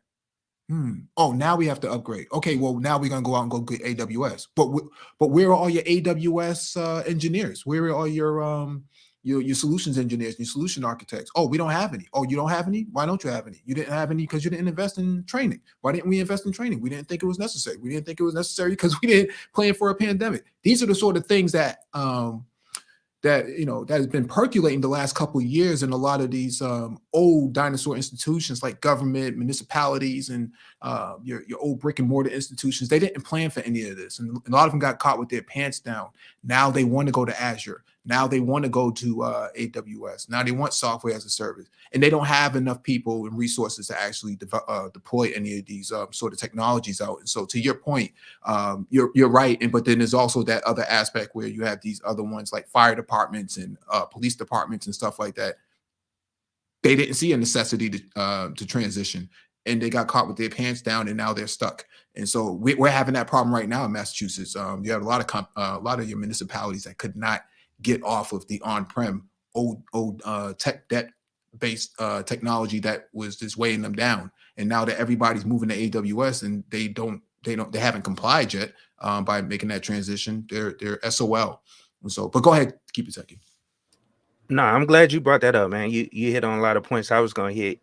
So I'll just be brief with that. I was just gonna talk about that's the exact same way in the DoD. They're always behind. So that's all I wanted to add on that point. But to answer like Mr. and I believe Sky Blue's question on why a lot of these conversations are a little bit, confusing or kind of because a lot of people go off of their base experience. And now you can grab, and I always tell this thing, I always say this, you can grab and I'll just use cybersecurity professionals as the example. You can grab 5 different cybersecurity professionals from around the country, and they'll all tell you different ways of how to get into the IT, into cybersecurity, because there's many different ways. And so some people throw in their personal experience into the conversation, but my advice or my opinion, so to speak, is to always look at the positions that you're trying, figure out what position you want to get into and work your way back from there. And that will give you at least a baseline of what direction you want to go. And like what Mr. was saying, like, what do I study? Well, that will give you a direction of what to actually hit on and study for, because of the position that you eventually want to get into. So that's my thoughts and opinions. Well, let me jump in there because I'm in cybersecurity and I've been doing it for 15 years. And Keep Techie's right. There's a plethora of jobs in cybersecurity. So kind of like Mike said, if you want to get the intro, a lot of people go SOC, right? It's an entry level. You can look at logs. You can use Splunk, OneTrust. So depending on how you want to get in, like Keep It Techie is, you got to figure out kind of what job you want to do. You want to be an engineer. If you want to do something baseline to get your foot in the door, most people do SOC, right? Security Operations Center. They got a lot of junior people, a lot of people working third shift. Shout out to the chat. A lot of people doing that stuff remote, right? So that's kind of one of the first. I do GRC, which is governance, risk, and analysis, right? I do a lot of HIPAA and compliance. So like everybody said, there's a ton of ways to get in. You got to figure out what works best for you. So once again, I would just like Keep It Techie, figure out what you want to do and work your way backwards. If you're kind of confused, that I guess one of the entry level, once again, is the SOC. You can look that up. And there's a lot of base tools SOC people use to look through logs now, because there's so much information now being a data center. It's petabytes of information, right? So they got a lot of tools, once again, to look through all those logs and threat hunting and trying to look for bad guys, hackers, and adversaries. So I'll throw it back to Mike. Yeah, absolutely. I think all you gentlemen were on point with that. But to New Jersey Prophet and Clark S. Clark is actually unique here because he comes from a regulatory side, right? That's right. We do government. I do government regulatory work for a major fintech out of San Francisco. Right. So Clark is used to structure, right? He's used to a specific type of structure that works. It has to work all the time, or at least 99% of the time it has to work. And so he would be actually a really good guy that we would bring into not so much of the SOC, but more of the vulnerability management side, because vulnerability management is where things have to work. You know, when Log4j came out, when you had different sort of exploits and stuff like that that were coming out, you know, you had to have somebody track that stuff down and make sure that, hey, are these things getting remediated or are they not? And if they're not, why aren't they getting remediated? What resources do you need, and how do we go about managing this? That's where, you know, a guy like Clark can be easily plug and play. Now, it'll probably take around anywhere between 6 and 9 weeks for him to learn a tool. That's fine. We're okay with losing, you know, that sort of time, because that's built into the development of any analyst or any tech or any engineer. I don't care where you work. No environment is one and the same. Different environments, institutional knowledge, all of that stuff is different. You're gonna have to learn it one way or the other. That aspect is okay, right? And so taking somebody like Clark from a regulatory aspect, I don't have to teach him too much about people, process, and technology, right? We don't have to go through all that. He's already familiar with that side, but we can plug him into the vulnerability management side, and he can take care of a lot of other things that we typically would not have been able to do because we're so short-handed, or we just he's just a more trustworthy person. He knows the industry. He's on the regulatory side. He understands different sort of policies and procedures and things like that, different sort of government regulations, HIPAA, whatever it is that he may be in. We don't have to tell him about that. He can manage all of those policies. He can manage the vulnerability management aspect, and he can manage some of the GRC functions and some in terms of data governance, IT governance, and other forms of levels of governance that typically gets overlooked by engineers and technicians. But to New Jersey Profit, I think it's up to you. What interests you? I mean, you're saying cloud, but cloud is it's a pretty broad term now, because you have engineering side, you have the analyst side, you have management side, project management. We got one person who does project management, and she, typically it's a woman, because they can multitask pretty well, because they can delegate different sort of responsibilities to people and actually juggle quite a few resources that need to be done. Same thing with FinOps. There are people who work on the financial operation side of the technology. How much are we spending? Do we have the budget for this? Collecting metrics, making sure that the C-suite gets all those metrics, because they need to account to the shareholders and the board members that we're spending this much money on cloud. We spent $100,000 in December, and we're projected to spend $200,000. They're going to ask these questions as to, well, why are you spending this money? Well, New Jersey Profit just laid out a whole entire PowerPoint presentation as to why we're spending this much, et cetera, et cetera, et cetera. And here's the justification why we need more money for this. And, it's up to New Jersey Profit to go into that AWS stack or that Oracle stack and see why we're spending so much. You know why? Because somebody didn't turn off some of those containers. Some of those containers just, were being spun up because we thought they were non-prod. But from a prod standpoint, we're not really spending too much money there. It's all this non-prod stuff that's being spun up and not being shut down on time. See, these are the sort of things that happen on the IT, on the cloud side that gets overlooked. And so that's where a guy like Clark comes in. That's where a guy like New Jersey Profit can come in, and you fill those vacuums. No, like I said, I agree. I do a lot of GRC, and especially from a fintech perspective, because you probably got SEC, Graham Leach Briley, and those type of compliances. A lot of times, even in the cloud, there's security requirements that those compliances forces you to do from an engineering standpoint, right? So Mike could build it up, and I'll validate it that it's HIPAA compliant, or somebody put in their FedRAMP. Shout out to FedRAMP. So there's some of these compliances, but is the disk encrypted? Is it SSL? TLS 1.2, right? So there's things where you blend those two together from a cybersecurity perspective, right? From a compliance perspective. So once again, there's a lot of different jobs, and even in the cloud genre. I actually work in cloud governance, so it's interesting you bring up GRC. So I work on the cloud governance side. Yeah, it's funny. I just took a job where I just do RFPs all day. So the company bids on government work, and there are different compliances. So I got to make sure our engineering team, like you said, they're spinning it up right. I'm AWS certified. I have 4 certs. So I've been kind of working on my governance inside AWS to kind of meld those two together to get a little bigger bag. Yeah, you want to get your CCSP if that's going to be the case. You want to get CCSP in that area, not so much as AWS. Because it's kind of it's vendor neutral. But no, you're right. I think this is a really good discussion because. Go ahead, Mike. Go ahead, please. I'll just real quick. You're right. And no, go ahead. Finish your statement, please. Okay. I just decided to focus on AWS. I think you're right. You need to be neutral. A lot of companies I were doing business with were just AWS, so I really want to focus on. And 2 is I actually want to move from compliance to engineering, right? From that perspective. So I decided to focus on AWS. But you're right, vendor neutral. So I'm getting AWS, CISP, and then probably the vendor neutral cloud cert. That's my goals for 2023. Throwing it back to you, Mike. Yeah, no, definitely. That's dope, man. I think these discussions are important because Black men come at it from a different trajectory path, right?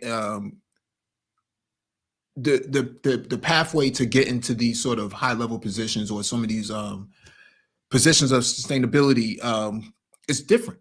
In my experience, the gray boys, the good old boys, I've seen guys who don't know anything about tech and they get brought in and they get trained on the job. Whereas brothers, man, you had to have this cert, or we didn't, you didn't have this cert, and I've talked about these stories in the past on the Brain Trust, man. I know guys who had cornrows, gold in their teeth, gold caps and stuff like that, man. They get treated the worst in the workplace, man. Facts.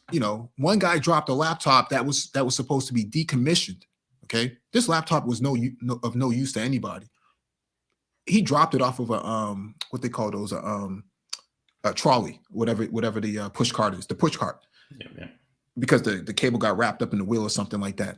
And somebody saw that and they reported it up to his manager and they fired him for that because somehow he's incompetent. But in reality, that it was going to be destroyed anyways. But these are the sort of things that happen in the workplace that prevents a lot of Black men from upward mobility. And that's why I think the data center is where a lot of guys were cutting their teeth at. In moving up in different areas because they were isolated from people. They didn't have to really interact with a whole lot of suit and ties and stuff like that.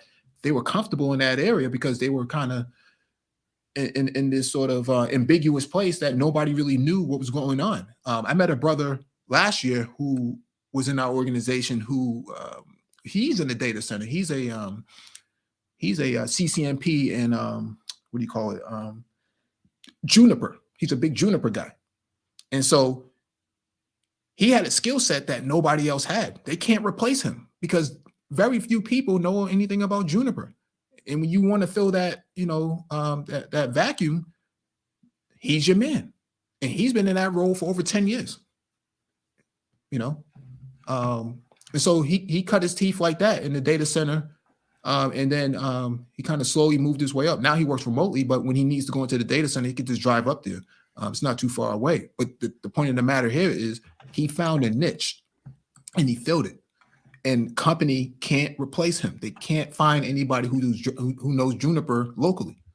He's the only guy that they can find. No, like you said, I think the data center was a place that you could kind of hide. You had, especially the old days, you had your cubes and they would give you your assignment. And a lot of people wouldn't come in the data center, right? So you would just get your assignment and guys would knock those out, right? But I think when you can communicate with the customers and get closer to the profits, right? That's really how you get your promotion and get to the big bag. But a lot of brothers don't, get into that realm.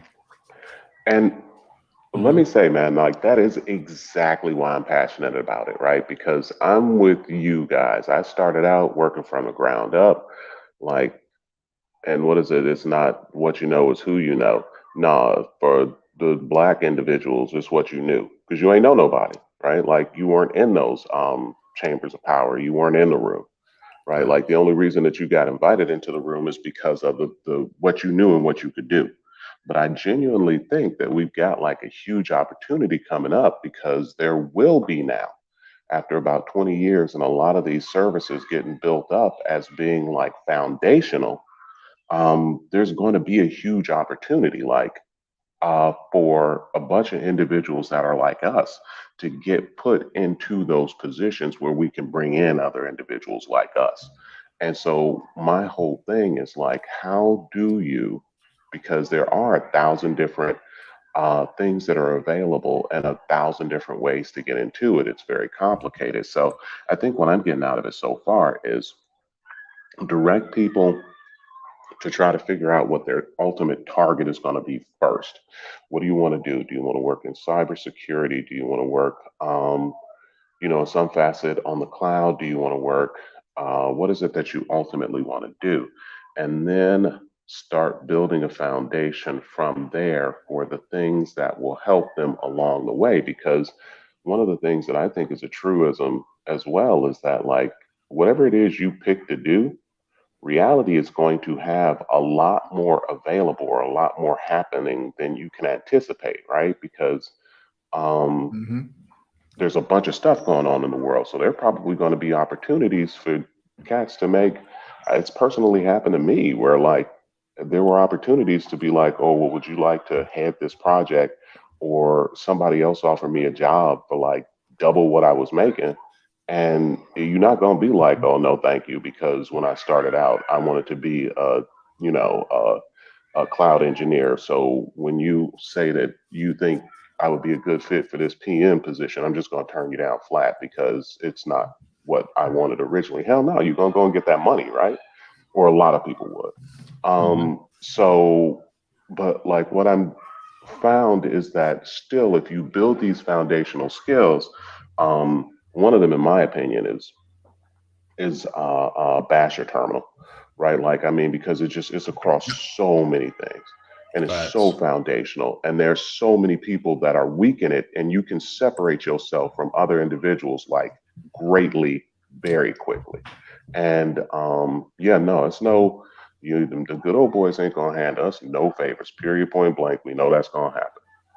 But I think that if we go in knowing that, and you know you got to work harder, and you know you're not going to be given anything, well then, like, you do end up in a stronger position because where they playing, like, you for real. And I don't know, man. Like, I think that with all that being true, the primary thing that I think as a group, like, we could focus on or offer is figuring out how to legitimately, not like selling a course for $39.99 type of BS, but how to legitimately take these complex issues and try to boil them down into not necessarily cookie cutter, like same answer for everybody, but a more condensed set of possible choices or options for people, like depending upon what it is they looking to do ultimately and what their current conditions are, right? Because these things are going to be different for cats that are on the West Coast as opposed to people in the Southeast. It's going to be different for people that are in different regions. It's going to be different for people that have different age ranges. But no, I really anticipate that there's going to be a lot of people that get really negatively affected by automation, and it's going to be Oh, a crowd of folks looking for some help. it's going to be more in a crowd of folks. I think. Go ahead, Mike. Sorry. Yeah, I think to your point, Paul, I think emerging technology is where Black men are going to be very competitive because it's at the infancy, right? IoT, Internet of Things, the cybersecurity aspect behind it. How do you secure IoT? How do you secure 5G? Who's implementing the 5G? I talked about this on the Brain Trust a few years ago. American Tower, the biggest tower for the biggest manufacturer of towers for cellular communications, have reached out to me at a this is like I think just before the pandemic, and they wanted people who can climb towers. They call these guys wireless engineers, and they were rolling out 5G at the time, and they were paying out the gate $80,000 with no experience for wireless engineers to roll out 5G. And they were specifically looking at the diversity, equity, and inclusion aspect and saying, hey, we got a lot of roles open because we have a lot of tech that needs to be deployed. Now, we're not just talking about people who climb up the towers, but at the ground level, there's network equipment down there, cabling, fiber optic, things that need to be deployed. That type of stuff, that is an area that Black men can get into without going through the good old boys network, right? These are areas that are really cutting edge, and nobody else. What we found and what I have found is that the gray boys don't want to do the labor. They don't want to do that type of work. But now we see with Amazon, Facebook, Meta, Netflix, all these tech companies in Silicon Valley, they're letting people go. And what they're saying is that we don't really need those guys. Okay. They're talking about those other, muckety mucks who were messing it up for everybody else. They don't really need those guys anymore. So they're letting those guys go.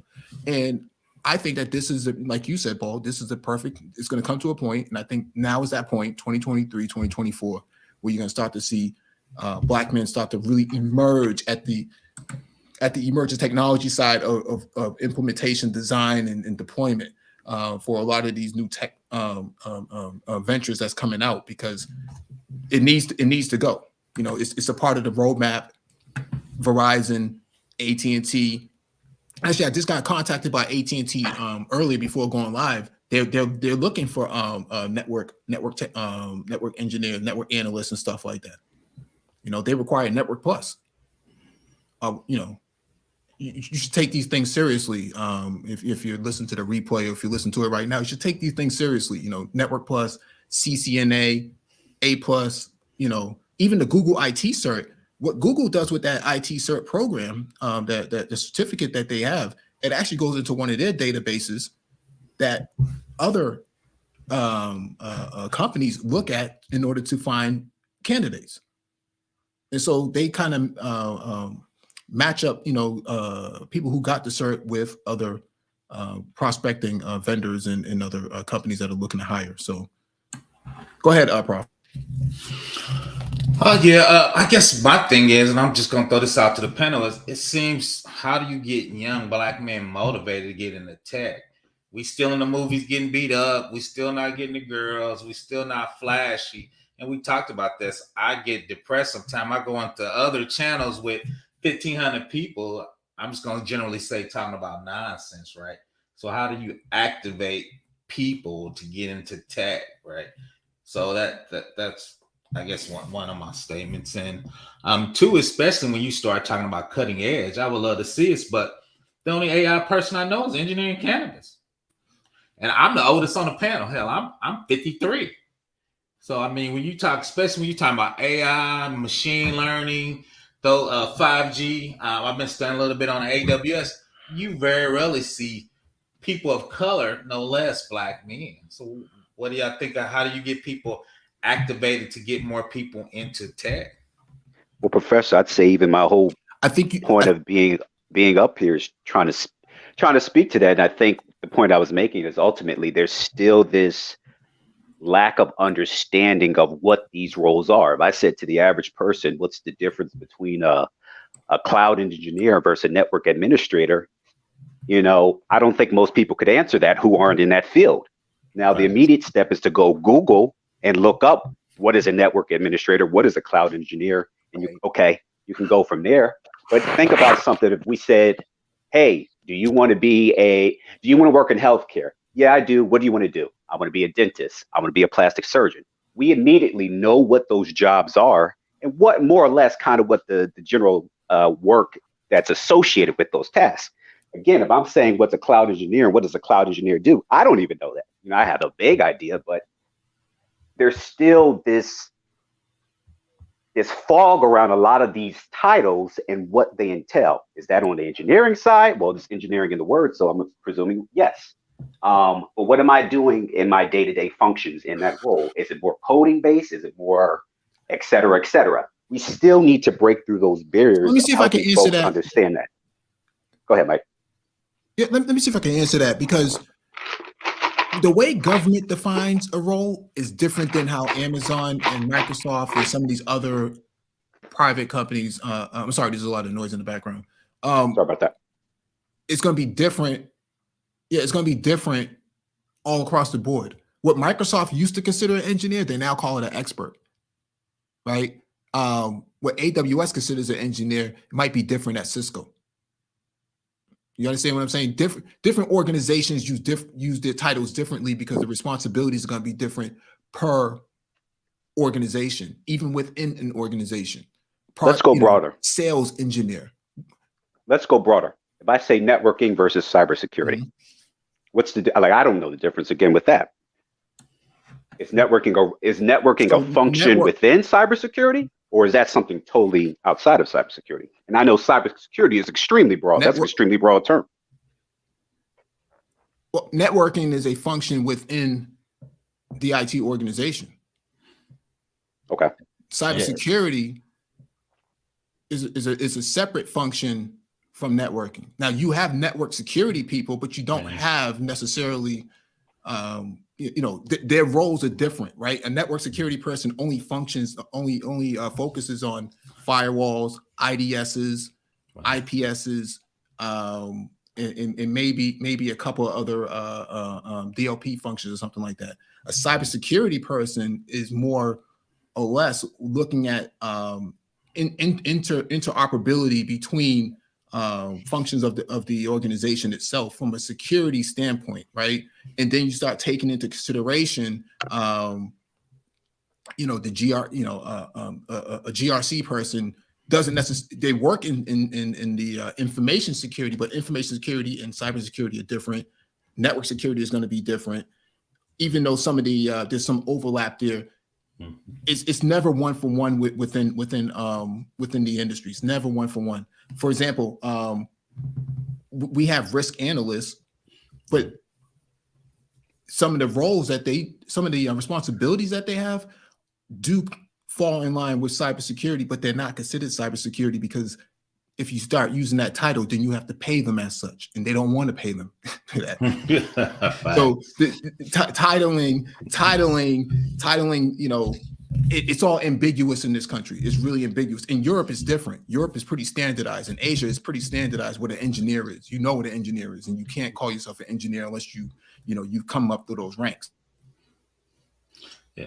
Let me add just a little bit, and Mike's 100% true. The only weird thing about that is, to be a good cybersecurity guy, you got to understand networking, because zero trust, like you said, DLP, checking out your packets, designing a network from a cybersecurity perspective, you got to understand networking at least at a high level, and especially Cisco, because they 70% of the market, it seemed like. So, but do you guys get what I'm saying? Like y'all are in the industry, so you know the nomenclature. For people like myself who are outside the industry, again, our challenge is to try to decode what these things mean so that we can make a decision about what we want to pursue. And that's where I'm, as someone who's working with young adults right now, and they're telling me, hey, Mr. Clark, I want to get into IT. I'm trying to say, okay, well, what do you want to do? And then I have to go search and try to help them understand what this thing is. Is this more on the engineering side? Is this more on the regulatory side? Is this more on web, UI, UX, and we're trying to navigate all that. And that's the challenge I'm seeing, Professor Black Ops, in relation to that first question you asked. Like, I have young people who are, they have the work ethic, they have the ability, they have the intelligence, but I think a lot of times they get discouraged because it's just so much that they don't understand in regards to these titles and what the work actually entails. And I think if we can kind of help sort through that, and I'm an adult, trying to jump from the regulatory side and figure out what I want to do on the technical side so that I can start developing, technical skills. I'm even struggling with that. So I think that's what we're trying to work through. And I think that's a failure of the educational system. I taught community college for 10 years, and I don't even think colleges has really figured that out, right? Because it changed, and colleges are usually behind. So I think the educational system now, too, is you can get a degree, you can get a cert, you can get a boot camp. There's so many different alternatives depending on the person. So I think that's really a failure of the industry and education on top of that, Mr. Clark. I mean, you're not alone. And two is, reach out to me, man. If you need me to help you with the kids, I'll be more than happy. That's one reason I came to YouTube. And I'm going to throw it back to Mike before I get on my education is a failure soapbox. Yeah, I think, this is really good discussion because there is a lot of ambiguity in terms of roles and responsibilities and titles and things of that nature. But if you start from the ground up, you'll figure out what you like versus what you don't like and where you fit in at. I've always been a client facing person in the IT sector when I got into that side of IT. So I've been client facing for over 10 years. So it was not that big of a deal for me to either sell products or be that professional engineer or be that professional services person. And it wasn't that big of a deal for me also to work in the data center and get dirty and be in jeans and a polo. That wasn't. So I'm used to working in these sort of different stacks and different verticals. But I think for some people, they need to ask themselves, do I want to be client facing and dealing with the gray boys and dealing with them folks? Or am I an introvert where I'm better working by myself in some enclosed environment? We've had people like that, who have learning disabilities or who have different sort of neurodiversity, where they're really good at Python and that's all they do. And they sit in that cubicle and they're not bothered all day long, and they write code all day, or they work PowerShell, or they're just Linux admins, and that's just the way how they get down. And we just respect that, and you don't got to bother them. You hit them up on Teams or whatever it is. And, if you need something, you need something. And I think when you're a Black man, what's your tolerance level? Can you tolerate dealing with these sort of folks? I personally don't have a whole lot of, I personally don't have a whole lot of patience for them folks that much anymore. And so I'm okay working remotely. Remote work has been a gift for me. I don't have to deal with these people. I have to drive in. I don't have to drive through multiple counties and worry about getting pulled over by 7 different law enforcement agencies and getting a gun pulled in my head, because some guy woke up on the wrong side of the bed. That's a luxury for me. So when I look for new roles, that's always a consideration, is that remote work. And sometimes if you're talking about data center stuff, you can't always work remote. You got to be on site. And so it's just got to ask what your tolerance level is and what you're really comfortable with. But there's a comment in the private chat by New Jersey Prophet. It says AWS is like 40% of the cloud market currently. Facts. Yeah, that's true. But AWS is shrinking too. AWS is shrinking because a lot of companies who did not get their Active Directory in the cloud like they wanted to prior to the pandemic were forced to do it during the pandemic, right? And so now they're looking at putting AD in Azure. And they have to connect Azure, AD and Azure to their AWS services, and that's really complicated. And so that's where a lot of your growth is starting to see with Azure, because you say Azure is at 15%, but it's only at 15% because most companies have already adopted AWS and they have 3 to 5 year life cycles, and so they don't really jump from cloud stacks to from cloud technologies to cloud technologies because they have to accept the code that was built. We went from one AWS provider to another AWS provider, and that thing took 9 months just to transition. Just the transition took 9 months. And we're still in 2023 cleaning up a lot of the old non-prod stuff that was over there, because we have to take all that stuff with us as we transition to the next provider. Even though it's AWS to AWS, imagine when we have to go to Azure. That stuff is really complicated, and so the adoption level is going to be low because not everybody has the skill set. And that's true. They didn't. You started seeing a whole bunch of articles about multi-cloud, platforms or multi-cloud environments. You know what I'm saying? That's being talked about a whole lot now in the industry. But one thing I wanted to add to you to what you were bringing up as well, Mr. Clark. A lot of times you don't really know where you're gonna end up to. You know what I'm saying? I know we. And that's why I brought up, you kind of want to, find out where you want to go.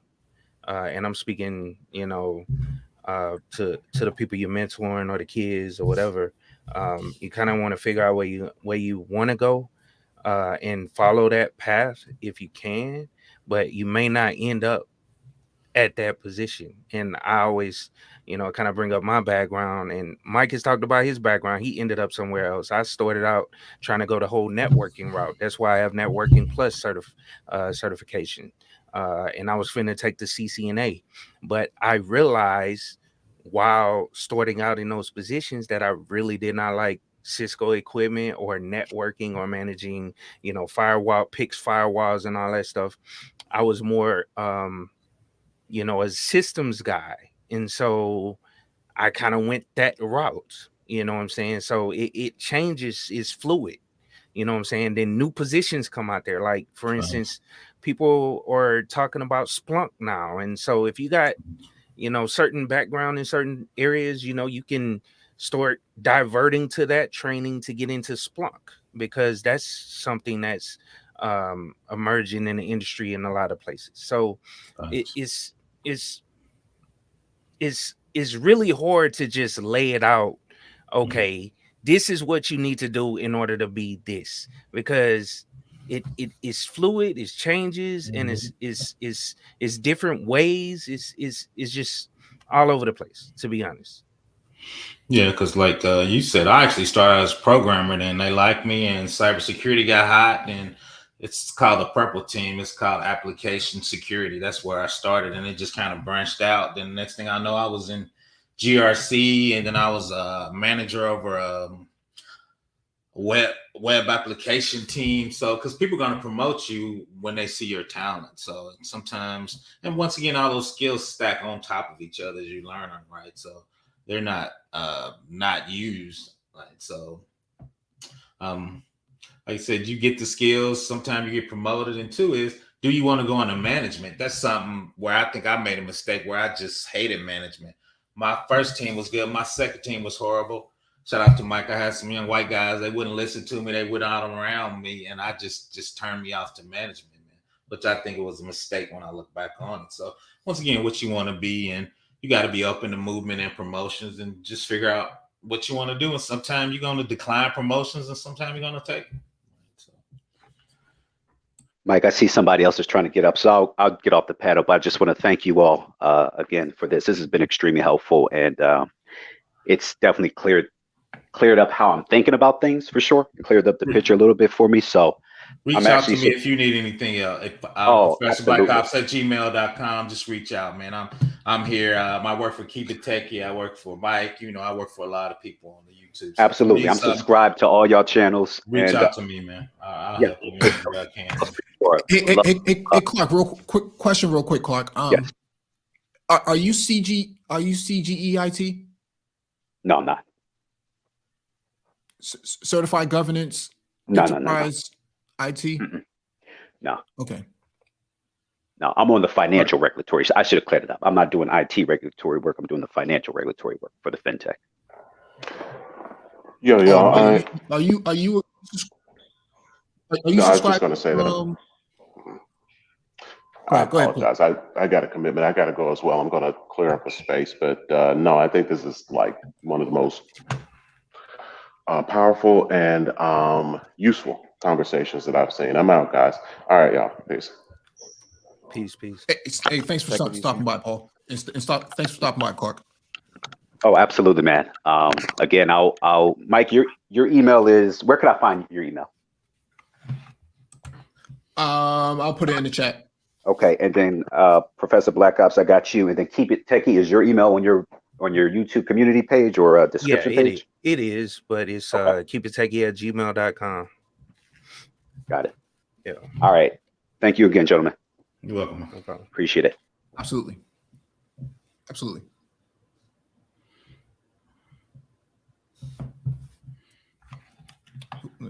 Let me.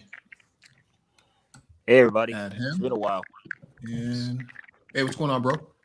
Yeah, nothing much. I'm actually in Bahrain right now. I've been doing IT here since the summer at a DODEA school. If you guys are familiar with that, the veterans. Okay. Yeah. Okay. That's cool.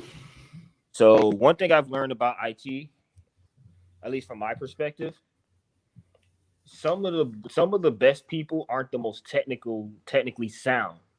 They're just the most articulate people. They're able to explain things to people in the most layman terms. And then, it depends on the person that they're talking to. Okay. Oh yeah, communication among tech people is like Mike said. I work with people that are brilliant on the spectrum and don't have any common sense and they can't communicate, but they write some of the elegant code you ever see. So that's definitely is a challenge. That's why you got project management because I'm developers talking couldn't talk to customers. I'm talking about medical doctors. When I first started during the pandemic at on a military base back home, I had a medical doctor. Like I literally explained something so basic on an operational level that people's kindergartners could do it. And I'm like, how the hell did this guy become a medical doctor, but he can't? And then, you know, I work with teachers, like not just American grade school, public school teachers. I'm talking like foreign language teachers from like the Middle East and Europe. So they take on the mannerisms of the children that they teach, interestingly enough. Like, you know how like when you were a kid, you would ask one parent for something and then you would go to the other parent since the one said no. They will try those type of things.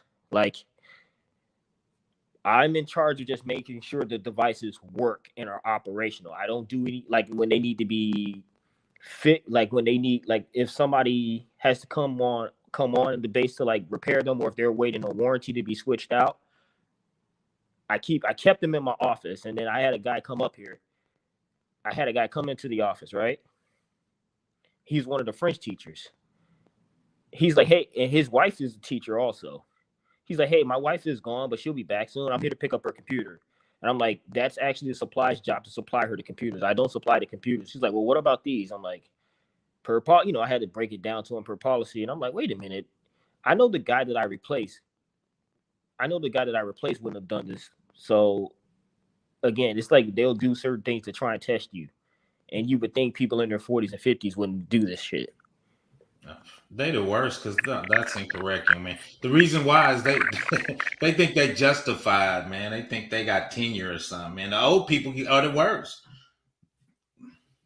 Ooh, man. So what I like about this job is I can work with people face to face and actually instead of just remoting in and trying to troubleshoot the problem, like versus when you're doing over the phone, people talk really greasy, people get really reckless. It's like, wait a minute.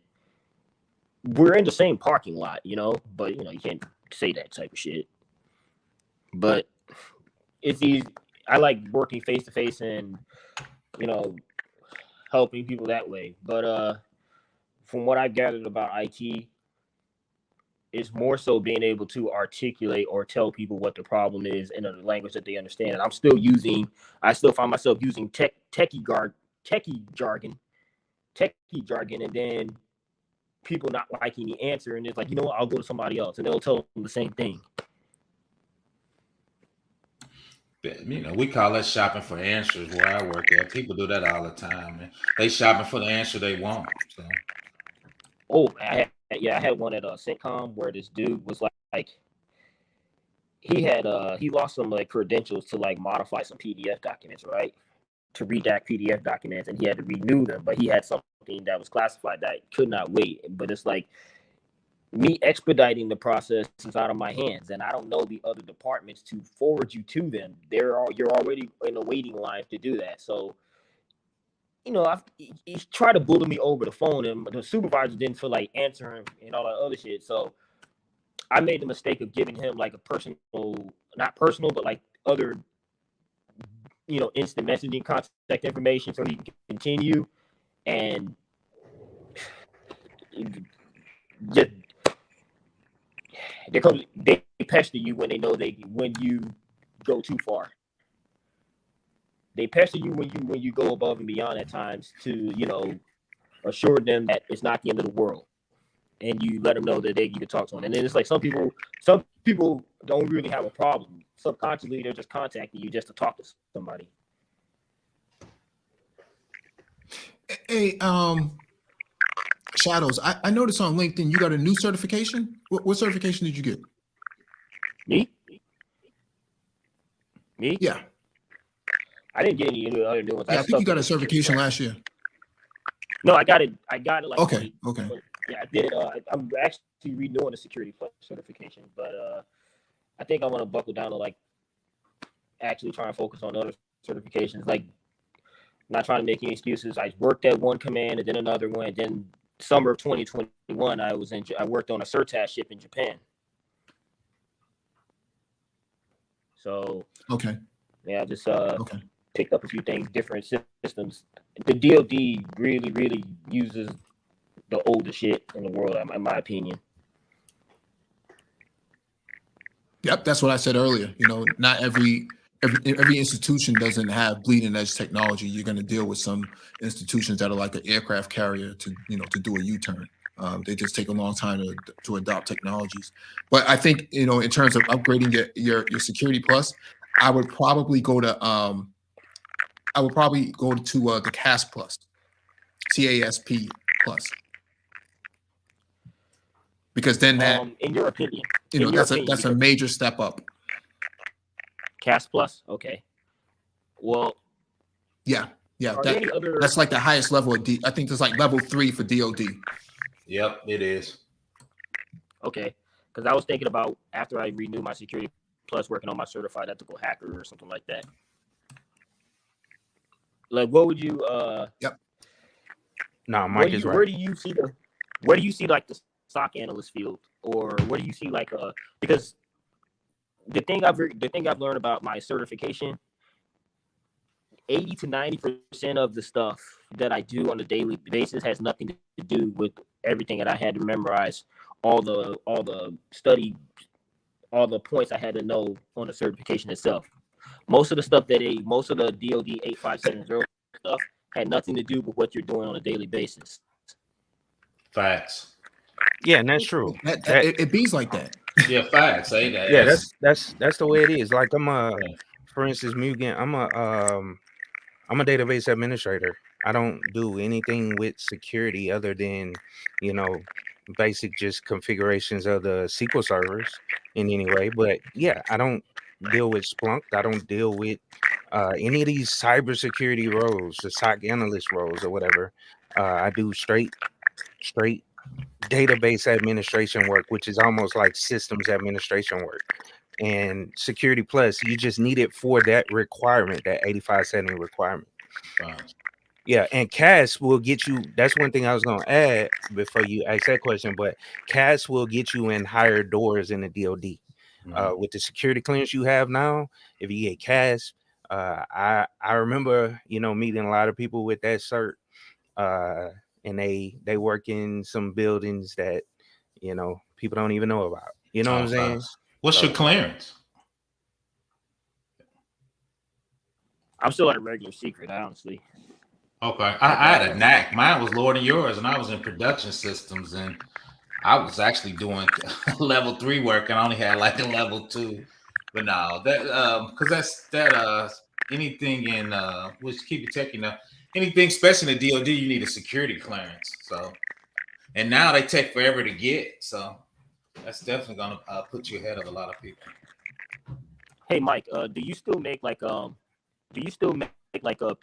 Can you like PCs from scratch? Because, you know, what if I wanted to? I'm looking at possibly learning how to make those as a hobby, and then eventually trying to like build build PCs, custom PCs for people, and get paid to do that on the side. Where would I start? What pages would you recommend? Or what channels would you recommend? Oh man, that's yeah. I do build them, but, you know, Keep It Techie is probably a lot more adept than that. You know, he can offer an opinion as well, but I would say that most of the technology are directly compatible now, so you don't really need any sort of manuals or anything like that. They only go in one way, and so you can't really mess it up. And so it's just a matter of choice of which components you want to add in there: fast graphics card or slow graphics card, or fast CPU, slow CPU, a lot of memory, some memory. You don't really need a whole lot of skill for that anymore. Back in the day, you used to have to use dip switches. You used to have to, you know, figure out whether or not the ISA card is going to function on the bus or not. You know, you have to change. You have to go into the motherboard, the BIOS, and then change whether or not this slot can function. It was really crazy back in the day. But now, man, you know, it's so simplistic, man. You guys got it made out here, man. You guys can plug and play anything right now. Yeah. Yep. Plug and The play. only difference between the motherboards now is either you want an Intel or AMD, and so it's really just understanding the hardware to recommend to your clients what to actually buy or what you want to buy in order to create the product that you want to sell. So it's and like what Mike said, it's plug and play. You know what I'm saying? I just built a computer around Christmas time, a little bit before Christmas for my editing. So it all depends on what the person is going to be doing with it as well. So that's really in a nutshell what it is. Just understanding the hardware.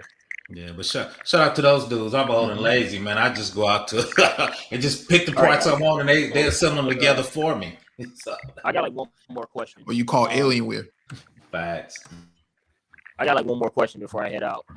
Well, it's 7 in the morning over here, so I got like one more question. Okay. Does anybody where do you guys' thoughts on like e-commerce and drop shipping parts for PCs, for custom made PCs? Because I know a black guy, he's out of back at home who's a millionaire off of that type of stuff right now.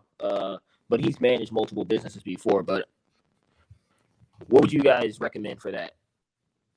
Get into e-commerce, drop shipping, and custom made PCs. I mean, I can kind of throw my thoughts out there. Like I always looked at, and maybe I'm wrong about it, but I always look at some of that stuff as, I don't know, it's people trying to sell you a product. Really, at the end of the day, like those pyramid schemes from back in the day. I get that it's not, this person is just trying to teach you something, or tell you about what he does. I don't know. I'm just always weary about somebody trying to sell me something to get into that whole drop shipping stuff. And see, I'm thinking, and that's why I'm saying I might be wrong because with my thinking, but whenever I hear drop shipping, I always hear those ads that pop up on these YouTube videos, or you can get 5,000, a month drop shipping on Amazon or something like that or whatever. So that's what my mind automatically goes to. But I know it's people out there actually doing it. I'm not saying it's totally illegitimate or not being done, but yeah, I always look at it side eye. That's just my thoughts.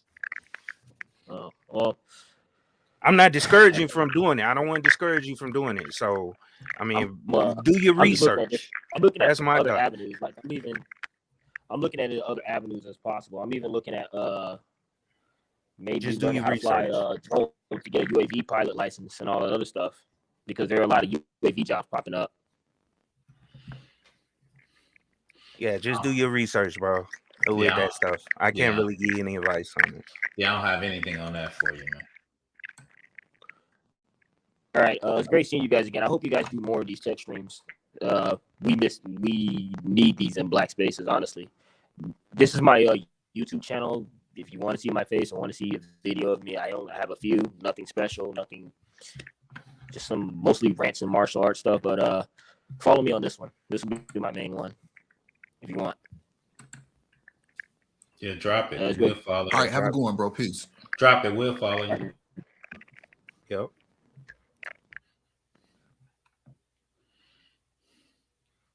What's going on, Dean? What's going on? No guarantees. Peace to the Black Brain Trust. Greetings. Peace, bro. Peace. I'll start off. I don't want to be too long here. This is my first time calling in, so this is indeed an honor and a privilege. I just wanted to provide a perspective. I haven't heard anyone speak on this. In particular, if you Google on the electric vehicle plants that are coming online by 2025 to transition into all electric vehicles. The most recent article I read from 2021 had cited maybe 13 different locations of the auto manufacturers that are building EV plants, and I think 8 out of the 13 were in the South. So I think it's a Hyundai plant, for example, in Atlanta, Ford plant outside in Memphis, and a few other places. I wanted to just present that as a possibility for brothers to those manufacturers to see what they require, what they'll be needing. I think that'll be an opportunity for brothers to break into the field as well, and wanted to know what you guys thought of that. I just wanted to submit that as a discussion, and I'll sit back. Cheers to everyone. Hey, thank you for that, brother. Really appreciate that.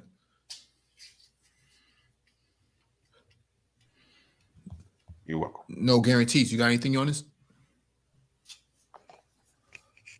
No, I just wanted to submit that as a point of discussion. If anyone may be familiar with that space or anything. I mean, I'll take a first shot at it. Shout out to Tesla. When you get an electric car, especially most of those are autonomous, those are really artificial intelligence and machine learning, right? So those definitely going to use technology, right? Especially when you get to the battery. All of those are really technology companies and how to use technology, how do you scale up. Mike talk about 5G. So when you talk about autonomous, most of that's going to be 5Gs, right? Because you're going to be pumping information to autonomous cars that are electric. And how do you handle all that information? How do you identify people? How do you steer? How do you know when to stop? So, and two is, I call it smart manufacturing. Now, as a buddy of mine works for Subaru, a lot of those arms now, once again, are machine learning. You're not picking up doors. You put suction cups and the robotic arm is lifting it up. And a lot of robotics now are actually doing some of the basic welding to those type of vehicles. So I think it's technology and how you need to get into it and how you need to, once again, start getting those jobs and getting those skill sets so you can get into those companies. Actually, that generated another point I just recalled. I guess it was a couple of weeks ago, President Biden had made the announcement they wanted to start transitioning the transistor or chip companies back on shore. So that may be another point for brothers to get involved in, because those involve sterilants. And just to give you a bit of background, I started off in healthcare as a pharmacist, and then I transitioned into the IT side of healthcare.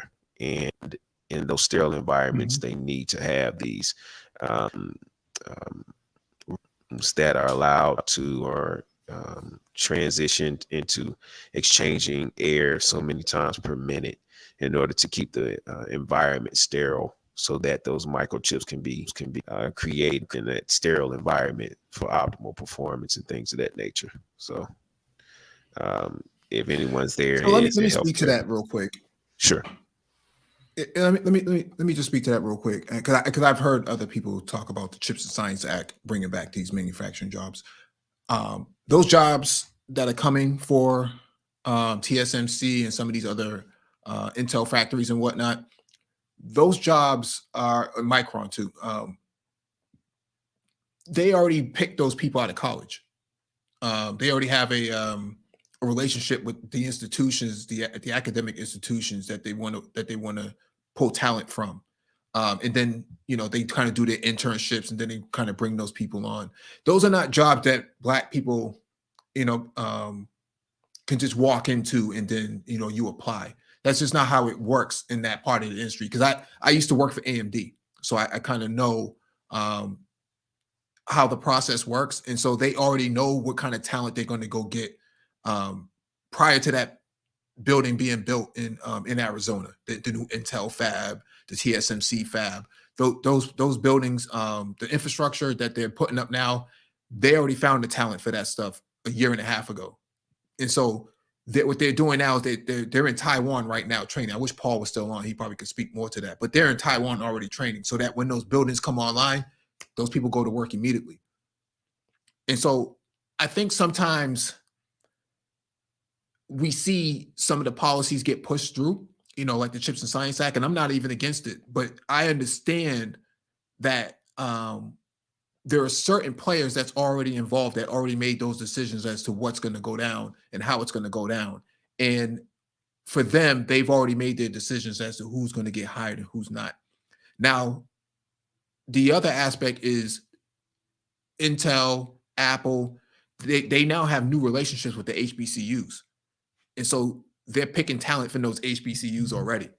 And so they already have the pipeline that they're looking for. And so, but I'm not trying to discourage people from applying. I'm just saying that a lot of those, you're not going to find a lot of roles there on the careers page, unless you're talking about, in the corporate side, not so much in the manufacturing and IT side, because they've already developed their talent that they wanted and they brought that talent in already. And so you don't see them now, but they're being trained in the background at different sites and different locations as we speak. And so I think what happens, we kind of get left out from this, and that's part of the challenge of DEI, the diversity, equity, and inclusion. We're not the common everyday Black person who doesn't have the master's degree, doesn't have the PhD, because in order to be in some of those the semiconductor fabrication sector, you have to have a master's degree minimum in computer science and computer engineering. Black men, 75% of Black men drop out of college in their first year. In STEM, 75%. That's a huge number. And so we're not even woefully adequate to be getting inside those areas until we can actually close the gap academically in these areas. And so what I've done with this channel and Complex, myself, and some of the other contributors, we really try to focus on how do we take Black men from A, B, and C, 0 to 30, from 30 to 60. Because there's so many Black men that are just not prepared to really go get into that arena as of yet. And it takes so much time to develop one of my good buddies that from a few years ago that I had met, he used to work for Ford on the assembly line, and he did his electrical engineering undergrad at night. And as he graduated, man, Intel hired him as a lithography technician. Okay.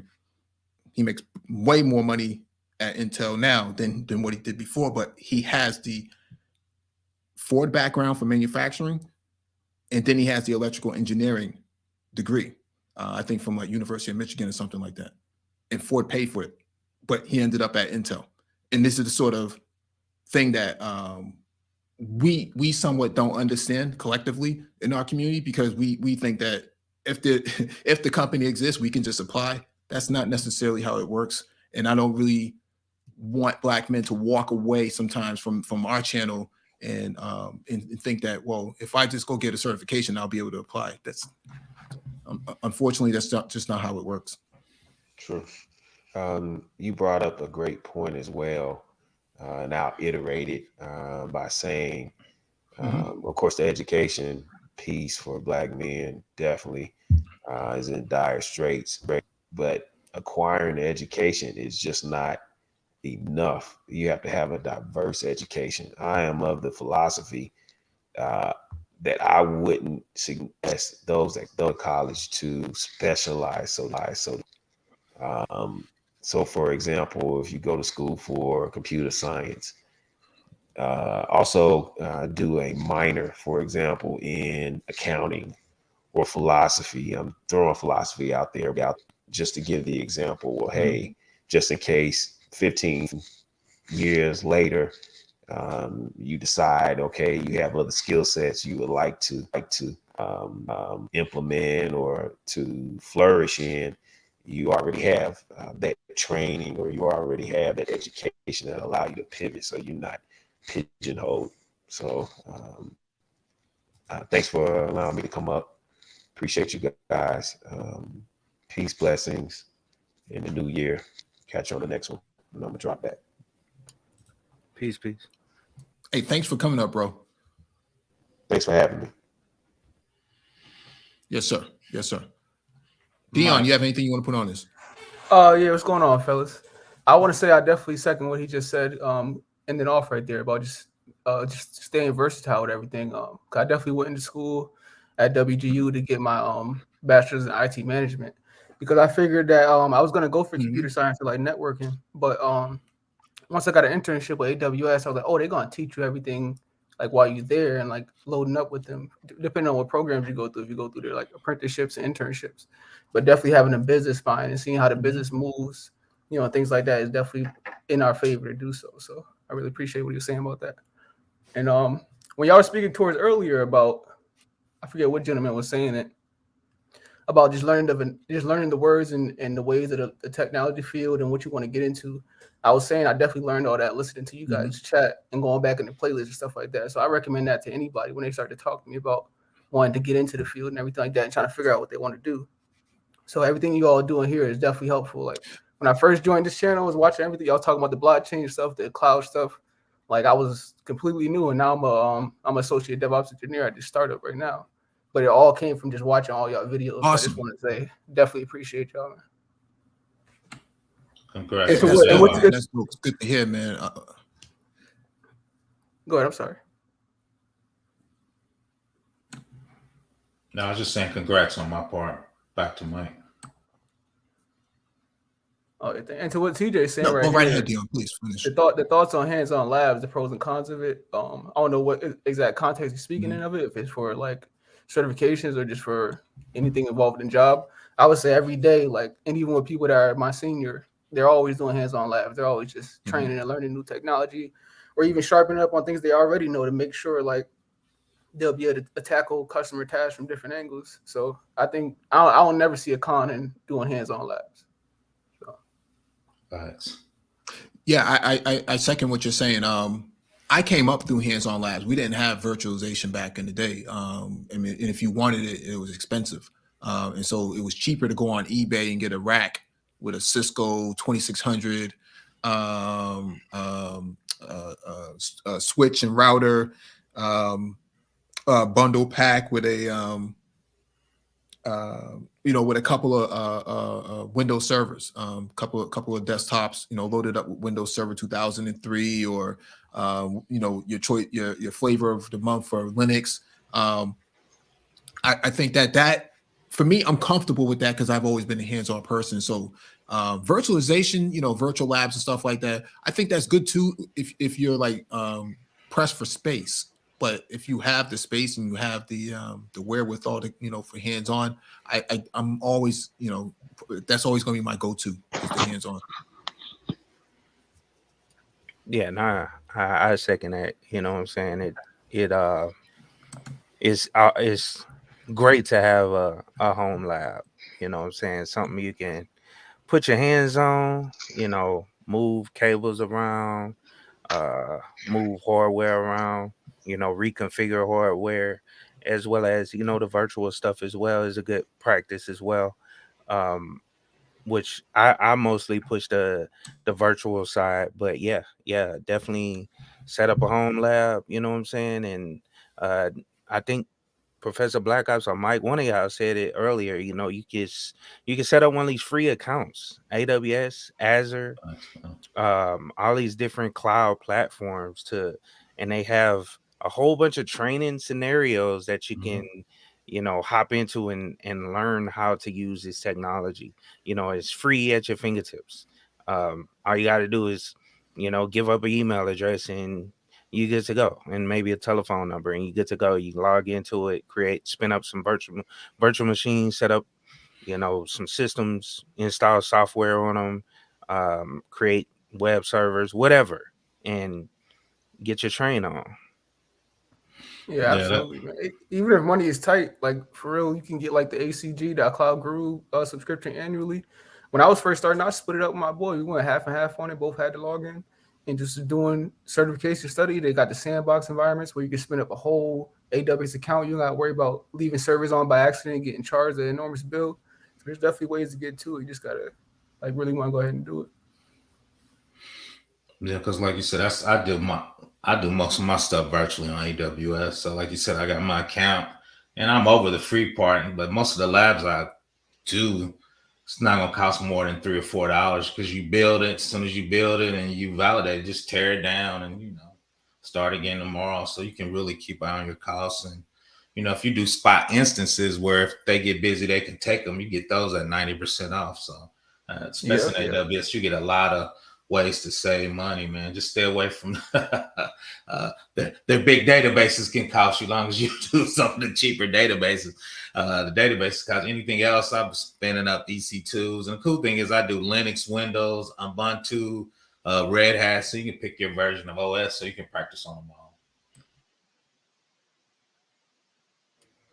Yep, I got accounts with all those, with AWS, Linode, and yeah, I keep my costs down, man. Like I spin up something if I'm trying to learn something, and mostly I do it for the videos I create. But yeah, spin it up, create it, go through some tutorials, scenarios, and all that stuff, tear it down. You know what I'm saying? Then rebuild something else or whatever. You can really keep the, the cost down, especially you young, still in college. I'm not saying you, I'm just saying in general. And you know, and test out this software. Oh, and check out Kubernetes as well. I know Mike talks about that a whole lot. Yeah, that's something you can look at too. Messing with containers. You can build out software using these containers, and get it to talk, all that stuff. So Yeah, you got to get in containers. That's the top. I'm doing a little serverless with Lambda yet, but like you said, Docker's on my list and Kubernetes next. So definitely got to get in. Containers is where the big bags are at, man. You got to get your container skills up. What's going on, everyone? I was hearing you guys talk, and I was just wanting to say the business side of it. I know we it's getting a job is definitely important. Kind of avenue to kind of self start your own projects if you need to start somewhere. But I just want to throw out some business possible business sides of it, like getting government contracts on a local county level, city level, as well as state and federal is an avenue. If you can kind of get into managed services, because a lot of things is managed services. I've been working in hardware networking for about 15 years, and a lot of companies, a lot of even Indian companies are heavy in the managed service contracts, and they handle the contracts overseas. And even with the language barrier, they making billions of dollars with managed services. And then you got the hardware side. Gold is through the roof because the markets are volatile. So uh, you could be a recycler. You recycle hardware, old hardware, even repurpose it, fix different hardware devices and put them back out there on like eBay or even different avenues, like you could liquidate them. uh you could even you know I don't Best Buy is pretty much the king on the mountain. I don't really know how to hardware sales as far as like opening a computer shop. I had a computer shop back in 2010, from about 2010 to 2012, and I was doing pretty well, but I don't know what the market is now for that. But cell phones seems to be kind of taking off. If you did go that route, I would say combine computers, electronics with cell phones. um it's just, I just wanted to just put things on perspective as far as like possible businesses, even having a staffing company, staffing agency, tech staffing agency. Just um basically have techs that work for you, and then you get a cut of their income when they get assignments. So I just want to throw things out there as far as from a business perspective. I mean, I know we think, job, job, job, but it's business opportunities out there as well. Hello?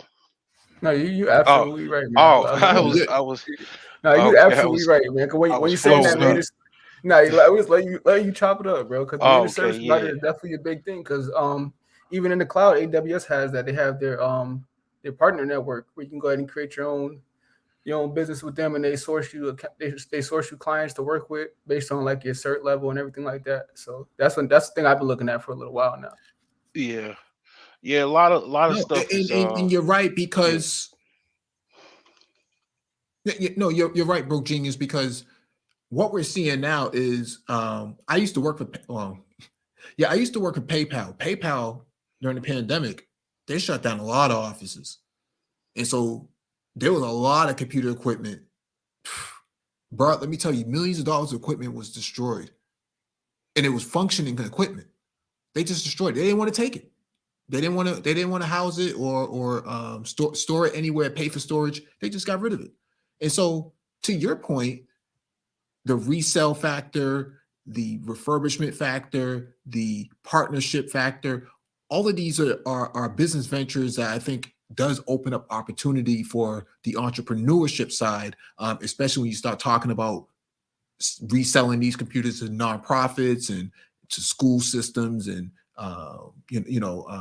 other sort of places and stuff like that that are looking for these sort of second and third hand systems management, system resellers and stuff like that. That's still a big market right now because Dell does not allow their computers and equipment to be shipped out of the United States. If you bought in the United States, you're responsible for the recycling of that equipment too. And so if they find out that if they find a Dell computer that was bought here in Africa or somewhere like that in a landfill, they're going to trace that back. They're going to trace back the serial number and the MAC address, and they're going to go back and find out who sold that, Right. who bought that, who was the customer, who was the client, and so they're going to take charges up against you. Yeah, it's like even on a macro level, like I said, I mean, gold is really high right now. It's very kind of dangerous to do, but you got people that actually break down those motherboards and different components and different electronics, and those boards have platinum, silver, gold, palladium, and you could break that stuff down and separate it, or even get other people that know how to do it and just kind of like make some type of partnership if you don't want to do it, because those fumes are very toxic, and then you're dealing with kind of molten high heat metal. So but you just think about it, like that's the cheapest way to actually mine gold and platinum and other precious metals, because it's literally tons of gold in those circuit boards and motherboards and different, not even just computers, just I mean anything that has a board in it. These, you drive around, like I know at least wherever I drive around, I see TVs that people throw out. That LCD TV has tons of gold and platinum and palladium and silver in it. I mean, like if you just think about it, like if you had like just a garage and you just start stacking old hardware that people just throw out on the street, because see a lot of even the trash companies, they can't take a TV. They don't take TVs because they don't necessarily have the ability to break that down. So it'll just be sitting around Well, till. it's against the law for them to take it. Yeah, I believe it It's is against the because law. it's It's you gotta called have it's called oh, ROH. Yeah, it's called ROHS, reduction of hazardous substances, and so they're not allowed to take things with lithium and nickel cadmium and stuff like that, and other components that have rare earth minerals, rare earth sources to them. So yeah. that they started that maybe about 20 years ago, and so that's why you don't really see them taking on these type of things. You have to call somebody specifically to do it. But I do think that you're touching on something that maybe not articulated to that extent. I mean, Battery well, recycling. well, We've been talking about this. mhm. We've been talking about this for like the last week and a well, half or so. well, my Brothers father's getting from into Ghana, the so they actually have they break down those circuit boards. It's very dangerous. A lot of them, a lot of the young kids, unfortunately, are doing it, but they are breaking that those circuit boards over there. They freight them over there, and they break that stuff down using child labor a Mhm. lot of times. Um, it is it is certain, electronics that go over there, but yeah, it is Mhm. illegal, I Mm. think, to and even the waste management companies, they don't have ability to break that stuff down like that. So they will have to outsource that. So yeah, they don't pick it up. You have to go to probably some type of a recycling center or somewhere to drop those electronics off. But I mean, that's just like on a little like macro level. I mean, you could, if you know how to repair hardware, you could repurpose it, resell it. You could even buy, like you said, like I worked for, multi-billion-dollar corporations to uh, mega billion-dollar corporations that, yeah, they just junk anything that's out of warranty is pretty much considered disposal. It's garbage, So it gets Well, just literally thrown out, or the recycling companies come pick it up for a charge. They charge to actually pick it up. So um if you know how to refix, fix those devices, or even buy it for the cheap, through liquidators, through wholesalers, I mean, that's one avenue. And I mean, I'm just talking about hardware. I mean, you guys, do, talking about Kubernetes and database management. I mean, though all of those roles have a business consultant side of it, where if you can kind of team up, and kind of like sell your services to a company, or even, God forbid, get a team together and submit contracts, like I said, with the government. Your life, you might be a situation where you making 100 grand to, now you got, a million, $10 million, small business going, because you got, a contract or two. You know what I'm saying? So I just wanted to throw that out there, because um I'm not saying I definitely work too, but I still got my foot in business. I still am thinking, okay, how can I, kind of break away with some of my startup projects that I'm working on. And then definitely yeah, IT is definitely something I've been, like I said, been doing for a while, but it's very competitive. yeah, Um, those companies, yeah. like all of the Indian companies, the like Big Six, Infosys, WePro, TCS, all of those companies, they are, heavily saturated. The market as far as managed services is very difficult to get into, but um, Yeah. you might be able to go to a warehouse in your neighborhood or city that they just got one IT guy that they really don't like. Well, that's your opportunity to get your foot in the door, and get some type of business going with that particular small company in your local city or town. It could start just like that, and Yeah. then, yeah, go from there. Yeah. No, no, no. I think, yeah, I think you're touching on something, for the sake of discussion tonight, we're really focusing on the data center side of um Oh yeah, yeah. engineering Oh, I and, mean, and well, management, right? I'm And not I'm so, not really I'm not yeah, really I and mean, so, even that being said, like, you could, like I say, you might not mhm, be able to market your, like, say you work in a data center, right? You mhm, might not be able to market that, like, to a big company like IBM, but a lot IT is fairly new. Let me remind everyone, it's only what, 30 years old, really, as far, okay, the internet has been widespread for what, like, only 20 years. So a lot of mhm, companies are archaic as far as what they actually, their infrastructure. If you actually know how to, manage a database, and the data center or whatever, you know how to actually build data centers. Well, like I say, the same aspect as far as a company, like, just say, like, just a small warehouse, in a warehouse district in a city.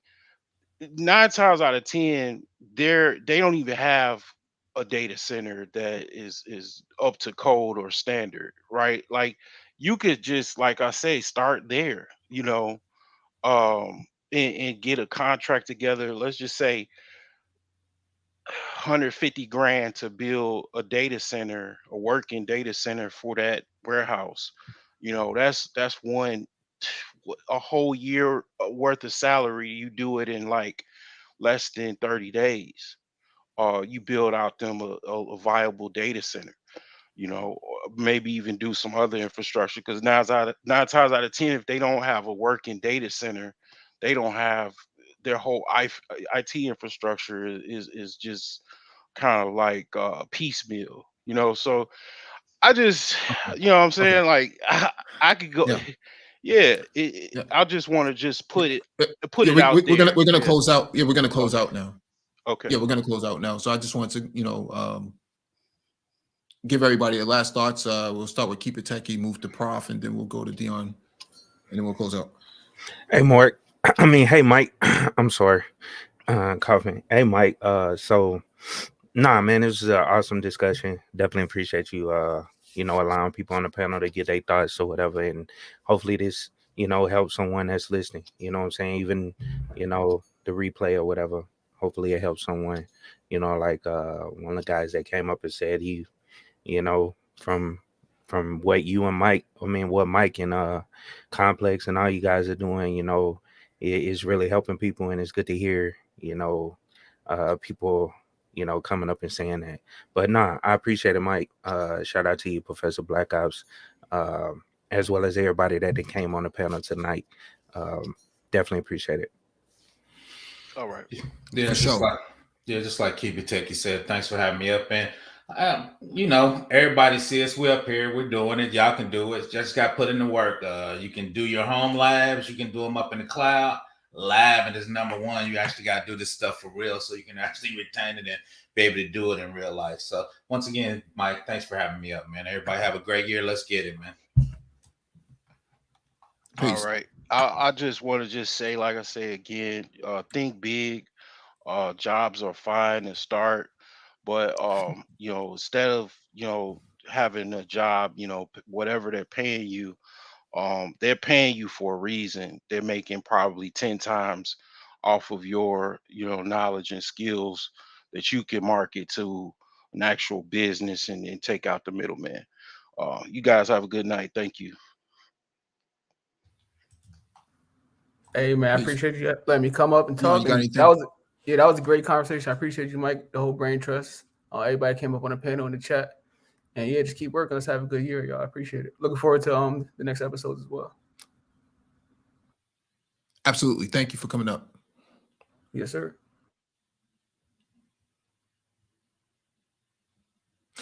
And for everyone else, thank you for everybody who came up to the panel and participated in the chat room. And make sure you hit the like button as you leave out if you have not already done so, and share the video if possible, and hit that notification bell so you get all the updates from the Black Brain Trust.